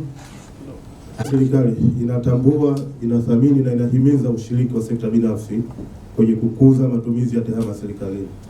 Na kwa kuwezesha hilo tumeandaa viwango na vigezo mbalimbali vinavyosaidia taasisi za serikali jinsi gani zishirikiane na private sector. Labda na mimi nitambue kwamba startup wanakuwa disadvantage, kwamba inapofikia labda hatua ya procurement, viwango na vigezo vilivyowekwa mara nyingi vinafeva kampuni kubwa. Kwa hiyo wanajikuta kazi zile nyingi wanazikosa. Labda hilo ni upande wa serikali sisi kulifanyia kazi. Na nashukuru Mheshimiwa Waziri umesema kuna kazi inaendelea. Na tuko na mwenzangu wa PPRA pia nadhani hivi ataliongelea. Lakini la pili, kuna notion ambayo imekuwa iko wrong au perception ambayo iko wrong kwamba serikali inataka kufanya mifumo yake yenyewe. Sio kweli. Hata ukiangalia kwa hali sasa mifumo mingi inafanywa na sekta binafsi. Labda tu nafasi ya startup kwenye kuchukua opportunity ndio inakuwa blocked na factor mbalimbali. Lakini la pili, nirudishe ombi kwa startup na private sector kwa ujumla, waje na innovative solution.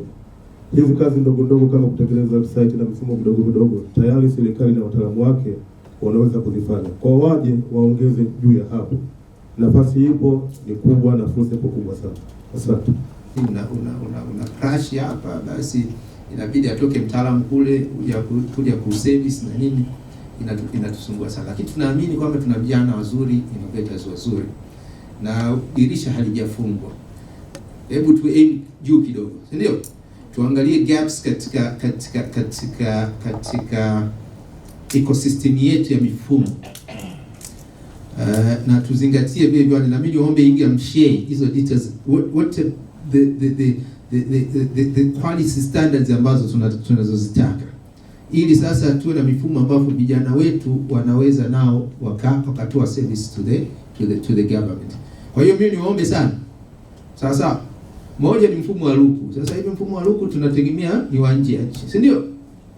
Sasa kama mtu anaweza kaja na mfumo wako mzuri, why not? Si ndio? Kimenielewa vizuri? Ama mfumo mwingine ambao mnakaa nyinyi ni wataalamu zaidi, mkaona kama kuna mfumo huu mzuri na uko very robust, umekaa sawa sawa, gharama zake ni nafuu, serikali tutawasikiliza. Sasa na sisi ndio wizara yenu, njooni na sisi tutawapokea. Kwa hiyo nilitaka niliseme hilo, lakini la mwisho katika hili nadhani hilo tumeshaliongea. Na hili nyingine nilikuwa nikusema sasa tunataka tuwekeze katika software development skills ndani ya nchi. IGA wanafanya lakini hawawezi wakamaliza kazi zote. Zinahitaji vile vile utaalamu wa watu wengine nje ya IGA kuwa opted, lakini tunataka mifumo ambayo iko very robust. Maana sasa hivi shida nako duniani huko, si ndio? Kwa hiyo standard tutaziweka na hata wenzetu wa PPRA nadhani wanaweza kutusaidia. How can the private sector now work access ili na kutap katika soko letu la ndani ya serikali. Karibu sana PPRA. Executive Officer wa PPRA, ningependa kuchangia mambo machache ambayo yamezungumzwa hapa. Mimi naitwa Castor Koba na ni manager wa procurement guidelines pale PPRA.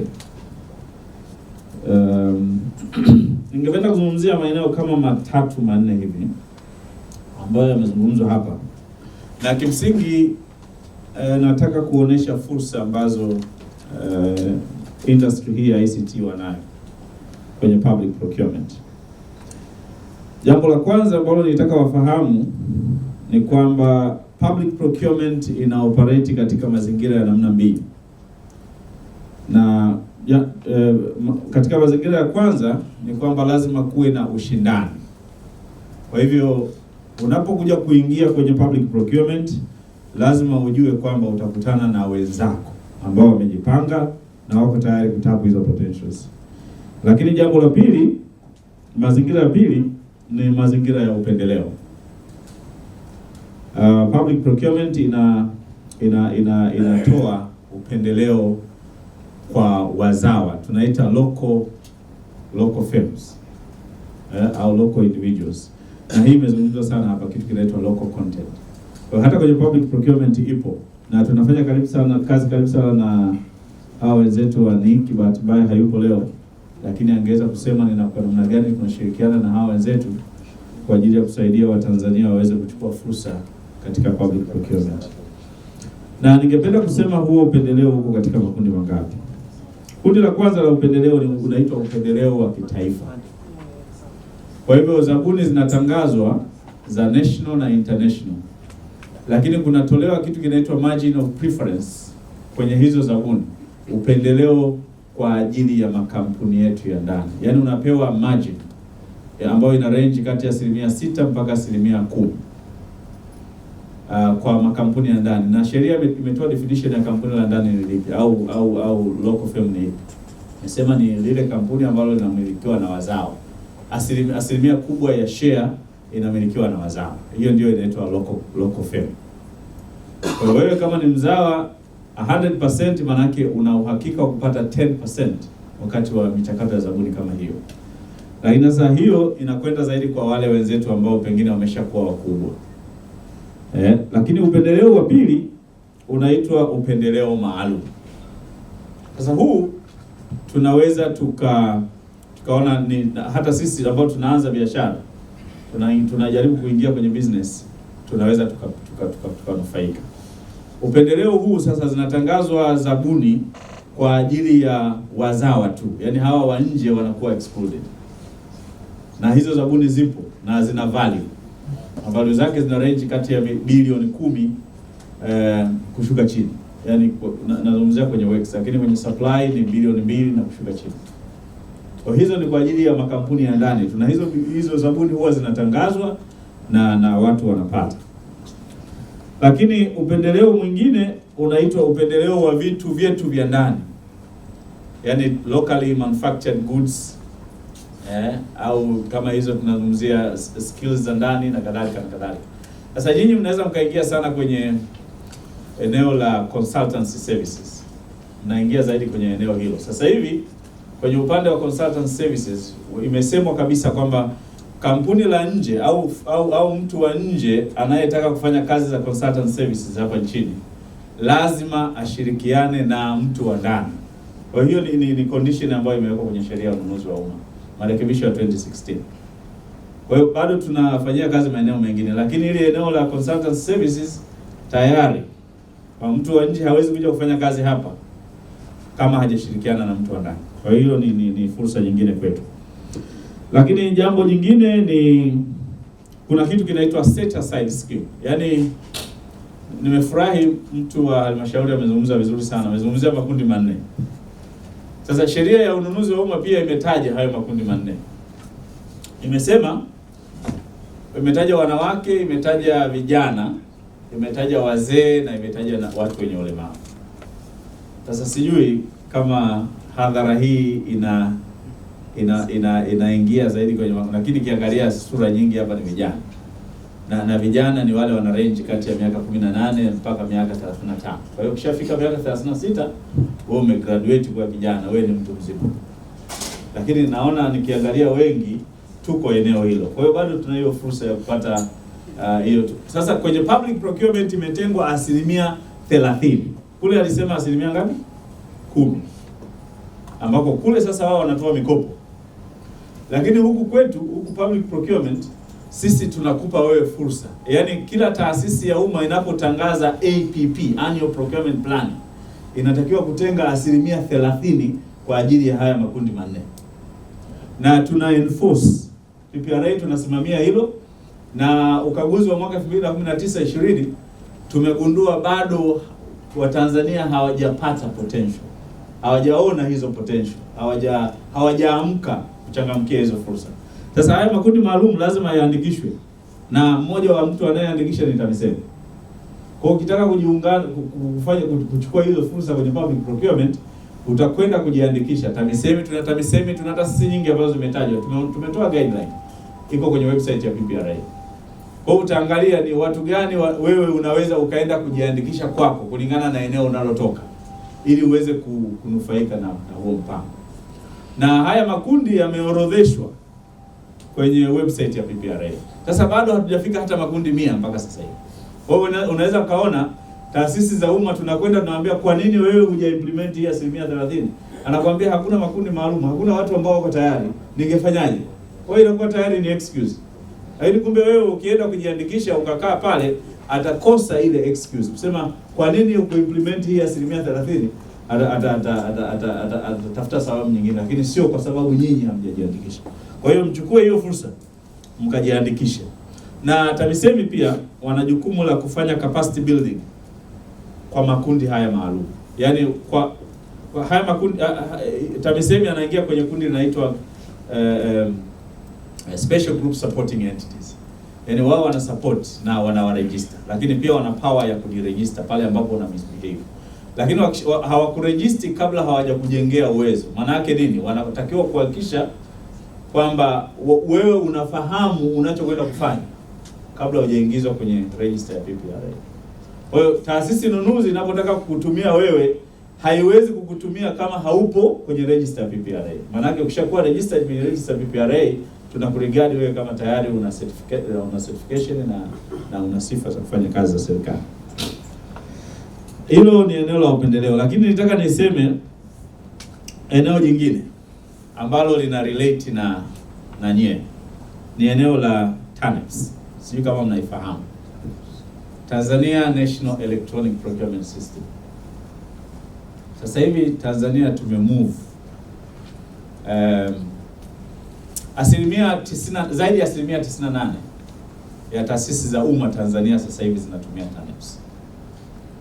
Na TANEPS kwa kwenu nyinyi inaita ni fursa kwa sababu nyinyi ni watu wa ICT. Ni watu wa ICT. Watu wengi wanapata changamoto hata namna ya kutumia kompyuta wanashinda. Lakini ni wazabuni wakubwa, contractors na kadhalika na kadhalika. Lakini sioni hiyo shida kwenu. Mfumo ule ni very user friendly. Na hata hivyo ule mfumo tumeutengeneza kama base. Lakini intention ya serikali ni kuja kutengeneza mfumo wa kweli. Yaani kwa sababu sasa hivi wametengeneza developer wa nje. Lakini tunautumia huu mfumo, tunachukua skills ili tuweze kutengeneza mfumo wa kwetu. Kwa hiyo mnaweza mkaona hiyo fursa pia inaangukia kweli. Lakini sehemu ya mwisho ambayo nitaka nizungumzie ni sehemu ya guidelines. PPRA tuna mandate ya kutengeneza guidelines. Na kama monitor, kama regulator tunachukua changamoto kutoka kwenu, na kama kuna haja ya kuitengenezea muongozo tunatengeneza muongozo ili tu nyinyi muweze kunufaika. Kwa pale ambapo mnafikiri kwamba PPRA inaweza ikasaidia kwa namna yoyote industry yenu iweze kuboost, PPRA will be there to help. Na tunasaidiana kwa karibu sana na taasisi nyingi za serikali including ministries. Tunafanya hizo kazi za kutengeneza miongozo ambayo mwisho wa siku inatujengea heshima sisi wenyewe wa Tanzania, lakini inatoa fursa kwa Tanzania katika kuendelea kiuchumi. Mheshimiwa Waziri, nashukuru sana. Labda kama kuna jambo specific ambalo nataka kuaddress. Asante sana. Mimi nikushukuru sana mwakilishi kutoka PPRA. Na hapa kuna na mimi nimejifunza na TSA wenzetu na sisi tusifuatilie hizo fursa.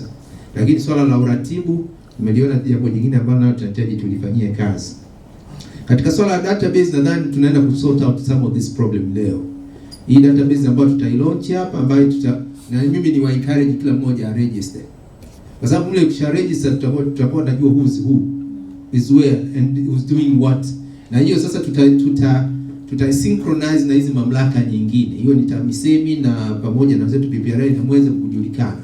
Ili sasa zinapotokea hizo fursa PPRA wanawajua, sijui katika mfumo mwingine wa TANEPS wanawajua na hiyo sasa itatusaidia hata kulink na hizi hizi component nyingine.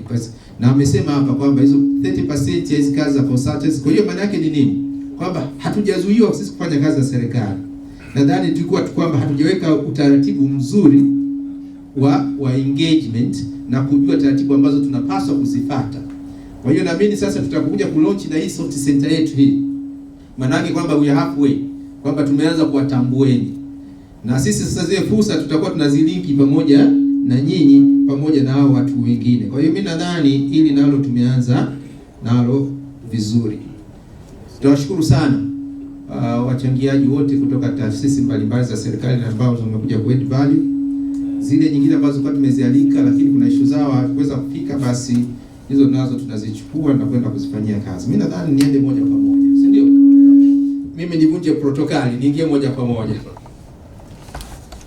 Mheshimiwa Balozi Togolani Mavura ambaye kaimu mwenyekiti wa bodi ya TSA, Bwana Zaoro Muhaji, mtendaji mkuu wa TSA, Dr. Godwin Lwanga, katibu mtendaji wa Baraza la Biashara Taifa TNBC, Bwana Zaki Mbena, katibu mwakilishi wa katibu mtendaji wa Taasisi ya Sekta Binafsi TPSF, Bwana Samson Mwela, kaimu mkurugenzi mkuu wa Tume ya TEHAMA, Bwana Wangwe, mwakilishi wa katibu mkuu Wizara ya Mawasiliano, Teknolojia ya Habari, wawakilishi wa taasisi na wizara mbalimbali za serikali, uongozi na wawakilishi wa makampuni mbalimbali, wabunifu, wanahabari, mabibi na mabwana, habarini za mchana.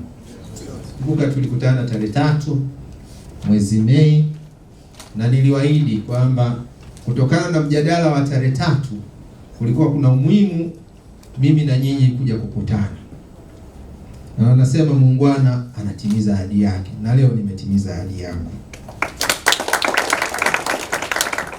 Niwashukuru sana ICT Commission, TPSF, TNBC, TSA kwa maandalizi ya kikao hichi. Mmefanya kazi nzuri, hongereni sana. Lakini washukuru wote ambao nao wamesaidia kufadhili mkutano huu na kuhakikisha kwamba umefikia hapa. Na hapa nimeambiwa kuna TPSF, kuna HDIF, kuna Huawei na wengine wengi ambao inawezekana sijatajiwa hapa, na mimi ninawashukuru sana sana sana kwa kufanikisha mkutano huu. Sekta yetu ya TEHAMA ni sekta ambayo inakuwa kwa kasi. Tena kasi kubwa sana. Mambo ya jana usipoyafanya kesho, ukisubiri kesho unakuta umepitwa na wakati. Tofauti na wizara nyingine, lakini katika uchanga wetu huu tumesema sisi hatukubali kupitwa. Tutashindana na watu wazima. Umri wetu huo wakati bado tunajifunza kukaa na kutambaa, sisi tunaanza kukimbia. Mambo ni mengi sana. Na mimi labda nitumie fursa hii kwa wale ambao tunakutana kwa mara ya kwanza, watuelewe wizara yetu majukumu yake ni nini. Wizara hii ilianzishwa tarehe 5 Disemba mwaka jana. Wakati inatangazwa baraza la mawaziri, ikaundwa wizara mpya inaitwa Wizara ya Mawasiliano na Teknolojia ya Habari, ambayo msingi wake mkubwa ni TEHAMA. Tunataka sasa na sisi Tanzania tuanze kujipanga kuelekea haya mapinduzi ya 4 ya viwanda. Sasa hivi dunia inaongelea uchumi wa kidijitali. Ili na sisi tuwe ni sehemu ya dunia ya kidijitali, ni lazima tuwe na wizara ambayo majukumu yake ukiamka asubuhi mpaka jioni ni kuiangalia Tanzania ya kidijitali na jinsi gani tunaweza tukaharness hizo potential za kidijitali. Lakini sambamba na hilo, tumeongelea masuala ya biashara mtandao, e-commerce, ambayo nayo imeshaanza kumea hapa ndani ya nchi yetu. Tunatengenezaje mazingira wezeshi ya kuanzisha Tanzania na sisi tunanufaika na biashara mtandao, ambayo kwa kiasi kikubwa katika zama hizi za COVID tumeona kwamba biashara ambazo ziliweza kufanya vizuri zaidi ni biashara ambazo zinafanya biashara kwenye mtandao. Lakini sambamba na hilo, jukumu letu jingine kubwa ni kuhakikisha kwamba tuna digitize shughuli za serikali. Tunataka sasa hivi badala wewe kuifuata serikali ilipo, serikali wewe ikufuate pale pale kiganjani. Kwa hiyo tuna kazi kubwa ya kuhakikisha kwamba shughuli nyingi za kiserikali tunazifanya zinakuwa katika mifumo ya TEHAMA, kuongeza ufanisi, utija pamoja na uwazi katika shughuli za serikali. Kwa hiyo kuna mambo mengi makubwa ambayo sisi tunafanya katika wizara hii. Kwa hiyo wizara hii ni wizara mtambuka, ni wizara wezeshi, inasaidia wizara zote, na sisi ndio waratibu wa maswala ya TEHAMA ndani ya serikali. Kwa hiyo tunaangazia serikali kwa serikali, kwa maana government to government, government to citizen na citizen to citizen. IGA anatekeleza ndani ya serikali, lakini kuna component nyingi ndani ya serikali na interface ya serikali na sekta binafsi, lakini kuna component nyingine kubwa tu ambayo bado tunahitaji turatibu, lakini tunawezesha. Ukiona mifumo inafanya kazi ya mkusanyo wa mapato, anaiwezesha pale ni TEHAMA, si ndio? Ukiona unaweza kufanya online transaction ya kibenki, tunaiwezesha. Ukiangalia masuala ya e-education, e-health, e-anything, yote haya tunaiwezesha. Ukianza kupiga simu, redio unayosikiliza, television unayoangalia, ndege inayoruka, yote haya wizara yetu ni majukumu yake. Kwa hiyo ni wizara ambayo ni pana, ina majukumu mengi, na ndio kazi zetu kuhakikisha kwamba mawasiliano na teknolojia ya habari ndani ya nchi yetu yanakwenda vizuri. Nini tunakifanya sasa katika kuhakikisha hayo yote yanatokea? Moja, tuna kazi ya kujenga mkongo wa taifa ambayo ndio njia kuu ya mawasiliano ndani ya nchi. Sasa hivi tumeshafika kilomita karibia zaidi ya 8,000 ndani ya nchi, na sasa hivi tunajipanga katika mwaka huu wa fedha ambao utaanza Julai 1 kuhakikisha sasa tunaweza tukaconnect wilaya zetu. Tutaenda kujenga kilomita zaidi ya 1880 kuweza kuconnect wilaya ili kuhakikisha kwamba huduma hizi za mkongo zinafika kule. Lakini tunataka tuwe hub ya mawasiliano katika hii eneo letu la Afrika Mashariki na Kati. Sasa hivi tumeweza kuconnect katika nchi zote kasoro 2, moja tunaifanyia kazi hivi tunavyoongea, tunaconnect sasa hivi Tanzania na Msumbiji. Kazi moja itakuwa imebaki nchi moja tu kuiconnect, nayo itakuwa ni DRC, ambapo sasa hivi tunafanya utafiti jinsi gani ya kupeleka mawasiliano kule, na tunachopa challenge sasa hivi ni ukubwa au kina cha ziwa Tanganyika. Kwa hiyo kuna watu wanajaribu kufanya kazi pale, tuangalie tunawezaje kupeleka pale na kuunganisha na wenzetu wa kule DRC Congo. Lengo ni kuhakikisha kwamba tuwe ni hub ya mawasiliano. Lakini tunataka sambamba na hilo, tunaendelea kuvutia wawekezaji. Tuna submarine cables. Mimi nimesema na mtu yote atakayekuja na offer ya submarine cables, kesho yake tunampa leseni. Tunataka tuongeze wigo wa submarine cables ndani ya nchi, tuwe na competition, tuwe na punguza gharama za mawasiliano ndani ya nchi yetu. Kwa hiyo na nyinyi ambao mko startups mna connection na huko watu wana submarine cables, waambie ni waje leo kesho na kesho tutaongeza. Hiyo ndio wizara mpya ya mawasiliano na teknolojia ya habari. Kwa hiyo tunayofanya hiyo kazi ya kuhakikisha kwamba tunasogeza huo mkongo wa taifa. Tumepewa majukumu ikifika 2025 tuwe tumefikia 80% ya nchi yetu, na tunaendelea kujipanga vizuri katika hilo. Lakini tunapewa jukumu la kuhakikisha kwamba tunaongeza wigo wa internet ndani ya nchi yetu, coverage, kuhakikisha kwamba nayo inakuwa hivi. Tunapokaa na tunajaribu kukaa na wenzangu tuangalia low costs affordable technologies ambazo tunaweza tukaitumia kuhakikisha kwamba tunafanya coverage ya internet ndani ya nchi yetu. Lakini sambamba na hilo tukiangazia katika maeneo makubwa mawili. Kwanza, kuhakikisha kwamba tuna bridge the digital divide kati ya rural na urban areas. Hilo moja ni ambalo tunataka kulifanyia kazi, kuhakikisha kwamba hata wale wa vijijini wanasema kule hawahitaji internet. Nani kasema hawahitaji internet? Hatuja create demand ya wale watu kuhitaji internet. Kwa hiyo nayo ni eneo ambalo tunalifanyia. Lakini la pili, ku bridge the gender divide.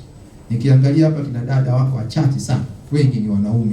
Kwa hiyo nayo ni eneo ambalo tunataka tulifanyie kazi, kuhakikisha kwamba hiyo gender divide ambayo nayo ipo tunaifanyia kazi. Mradi mwingine mkubwa ndani ya wizara yangu ni mradi unaitwa anwani ya makazi na postcode, ili to harness the potential ya e-commerce. Uweze kuagiza mzigo wako hapo uende kuchukulia posta. Tunataka sasa kila nyumba iwe na namba ya nyumba na iwe na postcode yake, na kila mtaa uwe na jina. Kwa hiyo kazi tumeianza, na katika mwaka huu tunataka tujikite katika majiji yote makubwa kwanza tumalize. Na hii kazi sasa hivi tulikuwa tunafanya peke yetu, sasa tumeamua tuwashirikishe wenzetu ofisi ya Waziri Mkuu kwa upande wa ratibu, tunafanya na Wizara ya Ardhi, na tunafanya pamoja na wenzetu wa Wizara ya Ujenzi pamoja na pamoja na TAMISEMI.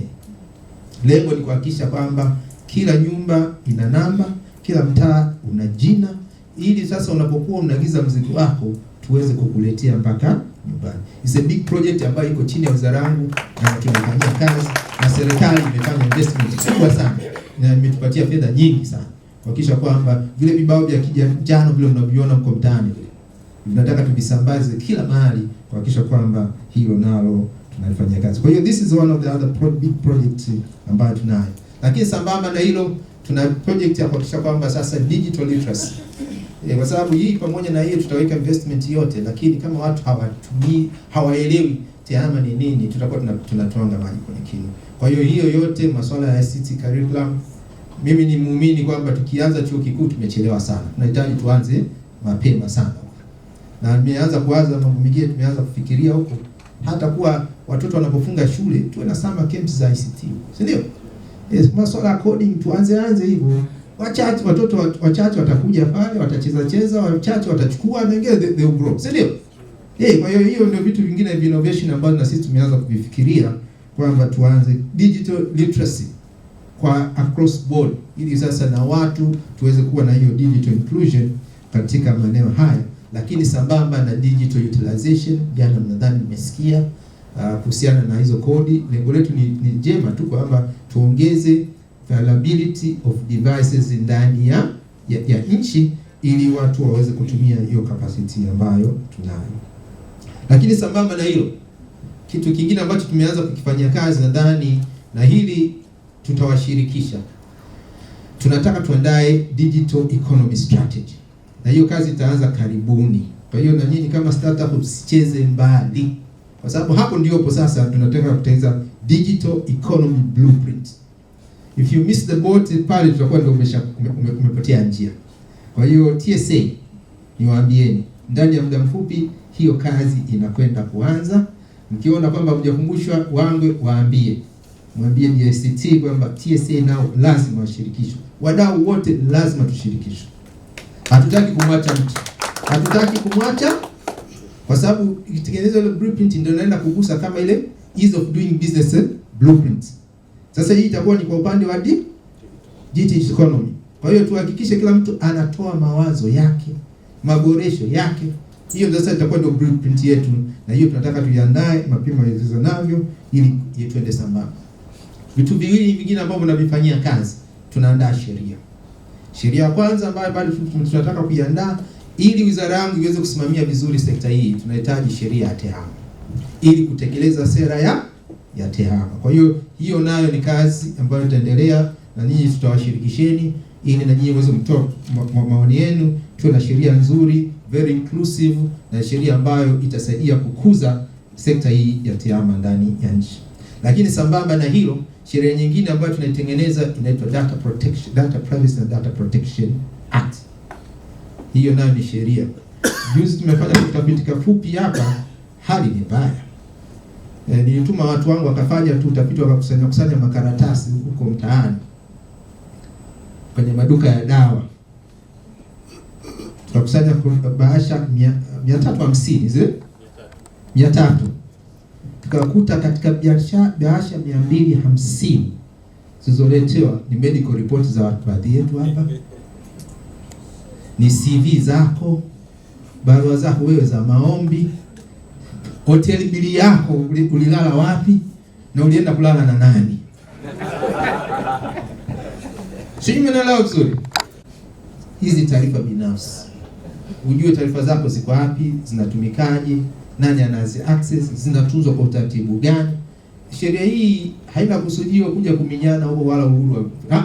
Ni kulinda taarifa za watu. Katika dunia ya kidijitali hii tunatengeneza taarifa nyingi sana. Zinatumika wapi, kwa utaratibu gani, zinatunzwa namna gani? Ndio maana tunataka tuje na hiyo sheria. Tunategemea kama Mwenyezi Mungu akitupitisha vizuri, by September hiyo sheria naweza nayo tukaleta bungeni. Moja, ndugu zangu, nitaka nitoe tu hiyo preamble ili mjue na sisi wizara yetu inafanya mambo gani. Inawezekana mnaweza mkatuona kwamba labda katika very narrow scope, lakini tuna wajibu mkubwa sana na kazi nyingi sana ambazo tunazozifanya. Sijaongea mambo ya cyber security na nini, hayo yote hayo ni mambo ambayo na sisi tunahusika. Kwa hiyo leo nimefarijika sana kuwa na nyinyi kama TSA kwa lengo la kuja kufahamiana, lakini nyinyi ni wapeni comfort innovators wote katika ICT sector. Sisi wazalendo ndio wazazi wenu na walezi wenu. Kwa hiyo msijisikie wanyonge kule mliko. Mna wazazi na walezi. Mnapokuwa na jambo lenu lolote, wakati wowote njooni kwetu, na sisi tutawasikiliza na tutasaidiana. Lakini wapongeze kwa nyinyi wenyewe kujipanga kuwa na association. It's a very good start. Na mimi niwapongeze sana kwa kazi nzuri na bodi yenu, balozi, mnafanya kazi nzuri na hili ni mwanzo mzuri. Na mimi niwaombe tu ushirikiano na niwaahidi wizara yetu itawapeni ushirikiano wa kutosha kabisa katika eneo hili. Leo tutafanya zoezi moja nyingine la uzinduzi wa soft center, na mimi ni wa encourage wote. Kwa kweli katika jambo ambalo tumetaka tulifanya sisi kama wizara, kwanza tulifanya ile utafiti, lakini tunataka tu identify skill set ndani ya nchi. Kwa hiyo niwaombe kwamba tutakuwa na database ambayo itakuwa na tusajili, itasajili individuals, nimeambiwa naweza kusajili entities na mpaka hata hubs. Ni vizuri tukaji ili na sisi tunapokuwa na click of a button tuweze kujua nani yuko wapi na anafanya kitu gani. Kwa hiyo mimi au encourage. Lakini pili, moja jambo jingine ambalo tutalifanya ni pamoja ni waombe, kwa sababu ni takwa na liko katika ilani ya uchaguzi na guidelines nimeshamaliza kuisaini. Wataalamu wote wa TEHAMA lazima, tumesema sasa hivi lazima tutakuwa ni usajili. Sawa. Kuna advantage nyingi. Kwa sababu watu kuja ku access huko, moja ya requirement itakuwa ni usajili. Sasa kama una usajili nayo inakuwa inakuondoa. Na mimi nimeenda mbali. Hamkunituma lakini nilijituma mwenyewe nikajiongeza. Wakati naingia miezi 6 iliyopita nilikuta guideline ambayo ilikuwa inatengenezwa ilikuwa ni very academic. Kwamba huyu ataanza graduate sijui nini ICT, huyu sijui nini ICT engineer, sijui nani. Very academic. Nikasema lakini jamani, mimi nafahamu ubunifu wengine hapa hata shule hiyo ya computer science hajasoma. Si ndio jamani? Ni utundu wake tu. Anaweza kama daktari kama mimi kaenda kasoma mambo yako coding. Sasa kwa hiyo mimi mnanitoa, sio? Kwa hiyo tume accommodate hiyo. Hata wale ambao hawana taaluma lakini wako kwenye sekta hii, you also need to register. Sasa tuna category hiyo ipo na nimehakikisha kwamba inaingia. Yoyote ambaye ana deal katika sekta hii ya ICT, whether it's software development or nini, hujasomea una degree lakini you've been practicing katika hii eneo, you also need to register. Tumeaccommodate hiyo. Sasa na hii inagusa nyinyi wengi kama startups, si ndio? Wengine mmesoma sheria, mmesoma medicine, mmesoma dunia, lakini una utundu na ubunifu katika hii, umetengeneza application zako, umetengeneza system zako, program zako. Naomba na nyinyi tuje tujiregister. Tunataka sasa tu open a new window ya kuhakikisha kwamba tunamtambua kila mmoja, na hii itatusaidia kujua hata training needs zenu ni nini, mahitaji yenu ni yapi, wapi tunahitaji tuongeze nguvu, wapi tunahitaji tukwende vizuri. Na nimewaambia hawa wenzangu ambao ICT Commission watakuwa busy sana kuanzia 1st of July, very busy.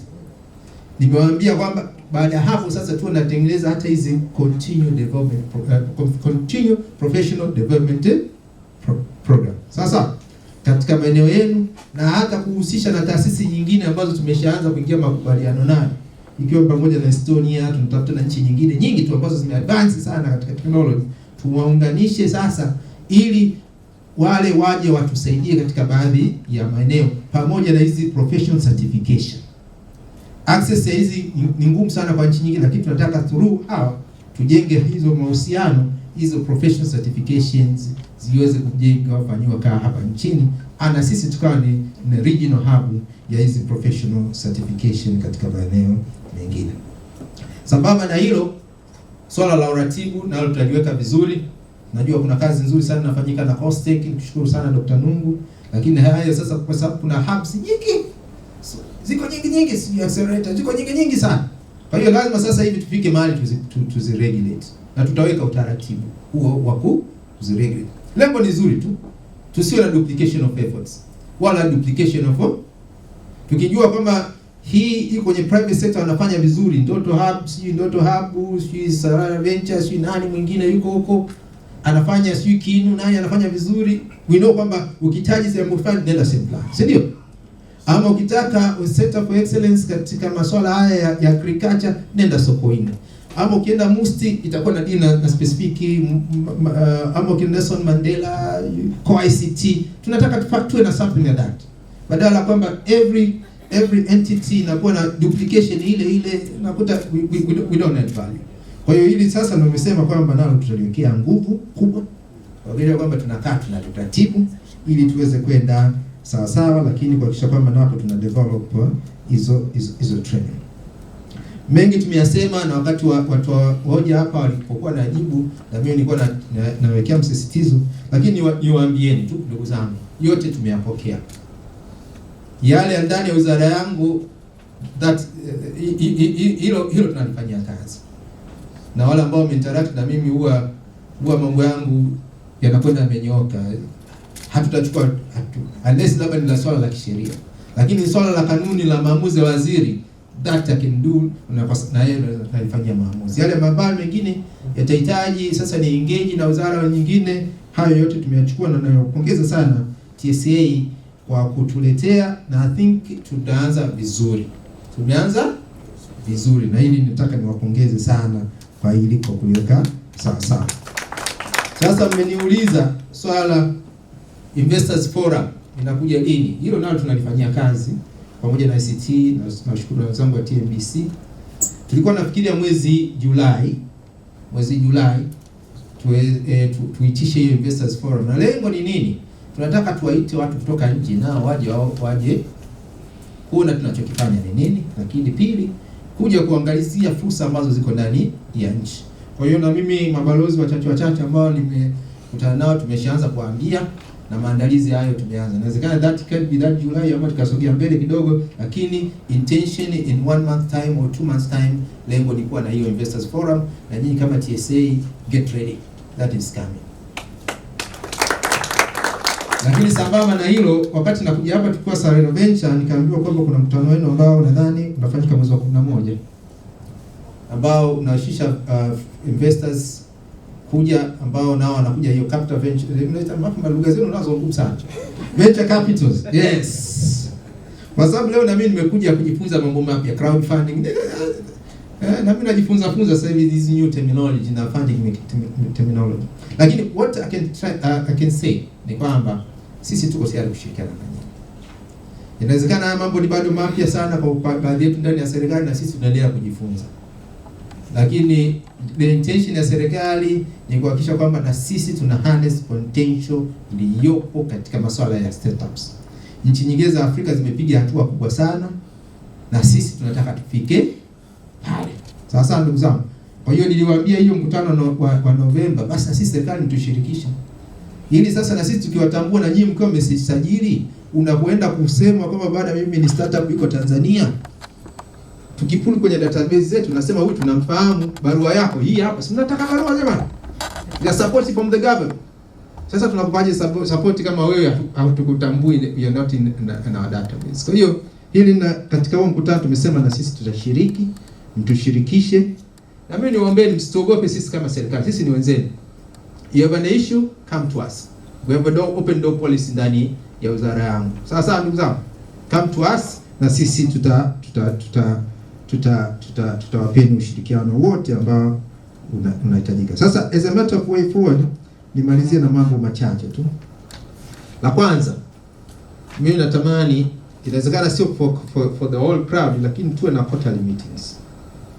Quarterly meetings ambazo itashirikisha sisi katika ngazi ya viongozi na hizi entities ambazo hapa kukaa na kujadili from our constituencies, government constituencies, na TSA constituencies, ili kukaa na keep the flame alive, si ndio?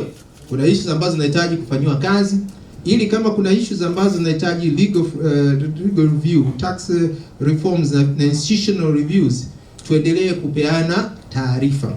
Inawezekana tuwe tumeshajenga consensus na mambo mengi tuwe tumeamua kabla kipindi hicho. Kwa hiyo naamini if we are very systematic na if these regular meetings zitakuwa zinafanyika, naamini tutakuwa tumepiga hatua kubwa sana.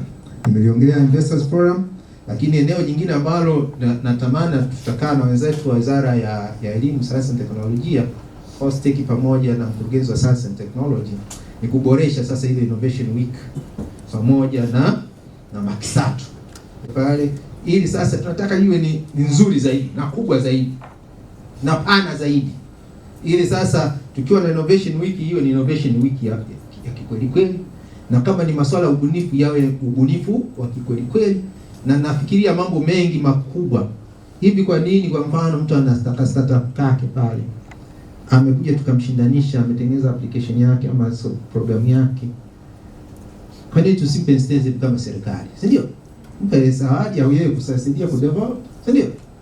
Na kama bwana tunaweza tukamwambia hata storage katika data center kwa mwaka mmoja wakati tunajipanga, why not, si ndio? Ndio mambo mengine ni madogo. Tunataka ku encourage watu wengine tutengeneze platform za kwetu, si ndio? Ikiwa ni pamoja za social media. I know you guys can. Sasa mtu atakayekuja kwa mfano tukasema katika category ya social media platform akatengeneza, tukamwambia bwana ya kwako nzuri, cha kwako hapa kidogo, hichi milioni 50 ama 100, nenda kwa kaangaike nayo, si ndio? Alafu kwa mwaka mzima au miaka miwili utakuwa na storage pale kwa hisani ya serikali. Hujatoka tu ndugu yangu. Sasa kuna vitu kwamba uratibu, kwa sababu ndio kwenye sera ya maswala haya ya TEHAMA, tutaendelea kuimarisha mifumo yetu ya ndani na sisi wenyewe tunajibadilisha. Mimi niwaambie ndugu zangu, hatulali. Yaani sisi tofauti ya Jumatatu na Jumapili haipo. Sisi sote siku zote siku hizi ni muda wa kazi. Saa 4 usiku na saa 4 asubuhi hazina tofauti. Kwa hiyo zote ni muda wa kazi, kwa sababu tunataka tukimbizane, na ili tuweze kufikia mahali ambapo tunaweza tukacompete, we have no laxity ya sisi kulala, na kuhakikisha kwamba lengo letu ni kuhakikisha kwamba hii sekta inakuwa na mchango mkubwa katika pato la nchi, lakini iwe ni chanzo cha ajira kwa vijana wengi ambao wezekanavyo. Na hapo mmetoka kusema hivi, na kama mimi sekta yangu naweza nikachangia ajira milioni 2, ni mchango mkubwa sana, si ndio? Na mimi kazi yangu ni kuhakikisha kwamba natengeneza hayo mazingira wezeshi.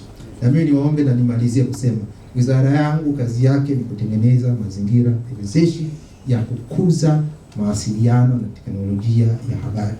Sitaki kukumbukwa kuwa nilikuwa ndio polisi wa sekta aliyekwenda akaminya ukuaji wa sekta hii ya sekta mawasiliano na teknolojia ya habari. Na mimi niwapongeze sana, mchango wenu wote ni mzuri. We are taking notes.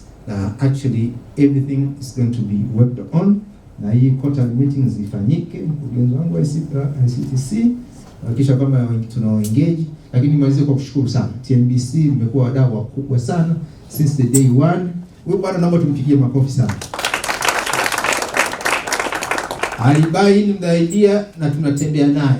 Yeye ofisi waziri mkuu, lakini tuko na Ministry wa Mawasiliano tunatembea pamoja. Lakini Tanzania Private Sector Foundation, you are doing an excellent job, na nyinyi mmekuwa na ushirikiano mkubwa sana. Lakini hata TSA niliwafahamu katika vikao vya waziri mkuu, we've been working together and you are a very good guy pale. Mheshimiwa Balozi, mtu mwema sana. Kwa hiyo na sisi tuendelee kutumia, na mimi wizara yangu iko mlango kwa wazi. Mungu awabariki sana. Na wasalimu kwa jina la Jamhuri ya Muungano wa Tanzania. Asante sana. Kwa ufupi kabisa, Mheshimiwa Waziri, karibu sana. Mfumo wetu wa Soft Center umetengenezwa na vijana wa Kitanzania ambao wako ndani ya Soft Center. Soft Center imeanza toka mwaka huu kwa ajili ya kuregister wataalamu wote, lakini sio wataalamu tu, lakini innovator vile vile, lakini vile vile tunaweka investors watawekwa humu kwa ajili ya kuangalia jinsi gani hawa startup au innovator vitu ambavyo wanavifanya na kuweza kulink kwa pamoja. Kwa hiyo karibu sana Mheshimiwa Waziri. Kwa ufupi utabonyeza tu hapa ili kuweza kuzindua sasa huu mfumo wa Soft Center ili watu waweze kuona na waweze kuanza kujisajili. Ni mfumo ambao kwa kweli utasaidia sana vijana wa Kitanzania kuweza kutambulika hasa shughuli zao. Karibu sana Mheshimiwa Waziri. 1 2 3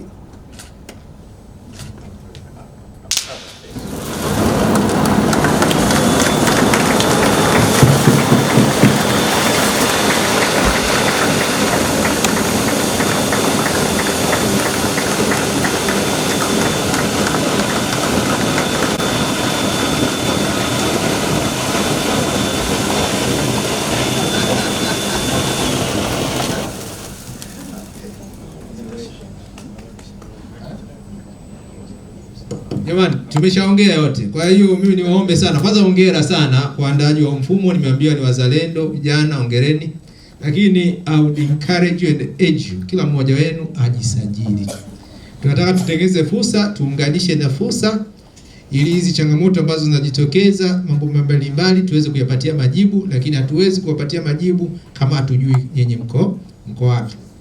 Kwa hiyo nataka niwapeni comfort hiyo kwamba tuko pamoja. Lakini nilikuwa nanong'onezwa vile vile hata Mheshimiwa Rais naye alikuwa anafuatilia hili jambo letu. Kwa hiyo naye yuko pamoja na sisi. Anataka kuona vijana wengi wanajiajiri, wanapata fursa mbalimbali. Kwa hiyo na hili niwahakikishieni huko anako anafuatilia, na sisi tutamwandikia taarifa kwamba hichi kikao tumekaa na tumekifanya. Kwa hiyo naye Mheshimiwa Rais yuko pamoja na nyinyi.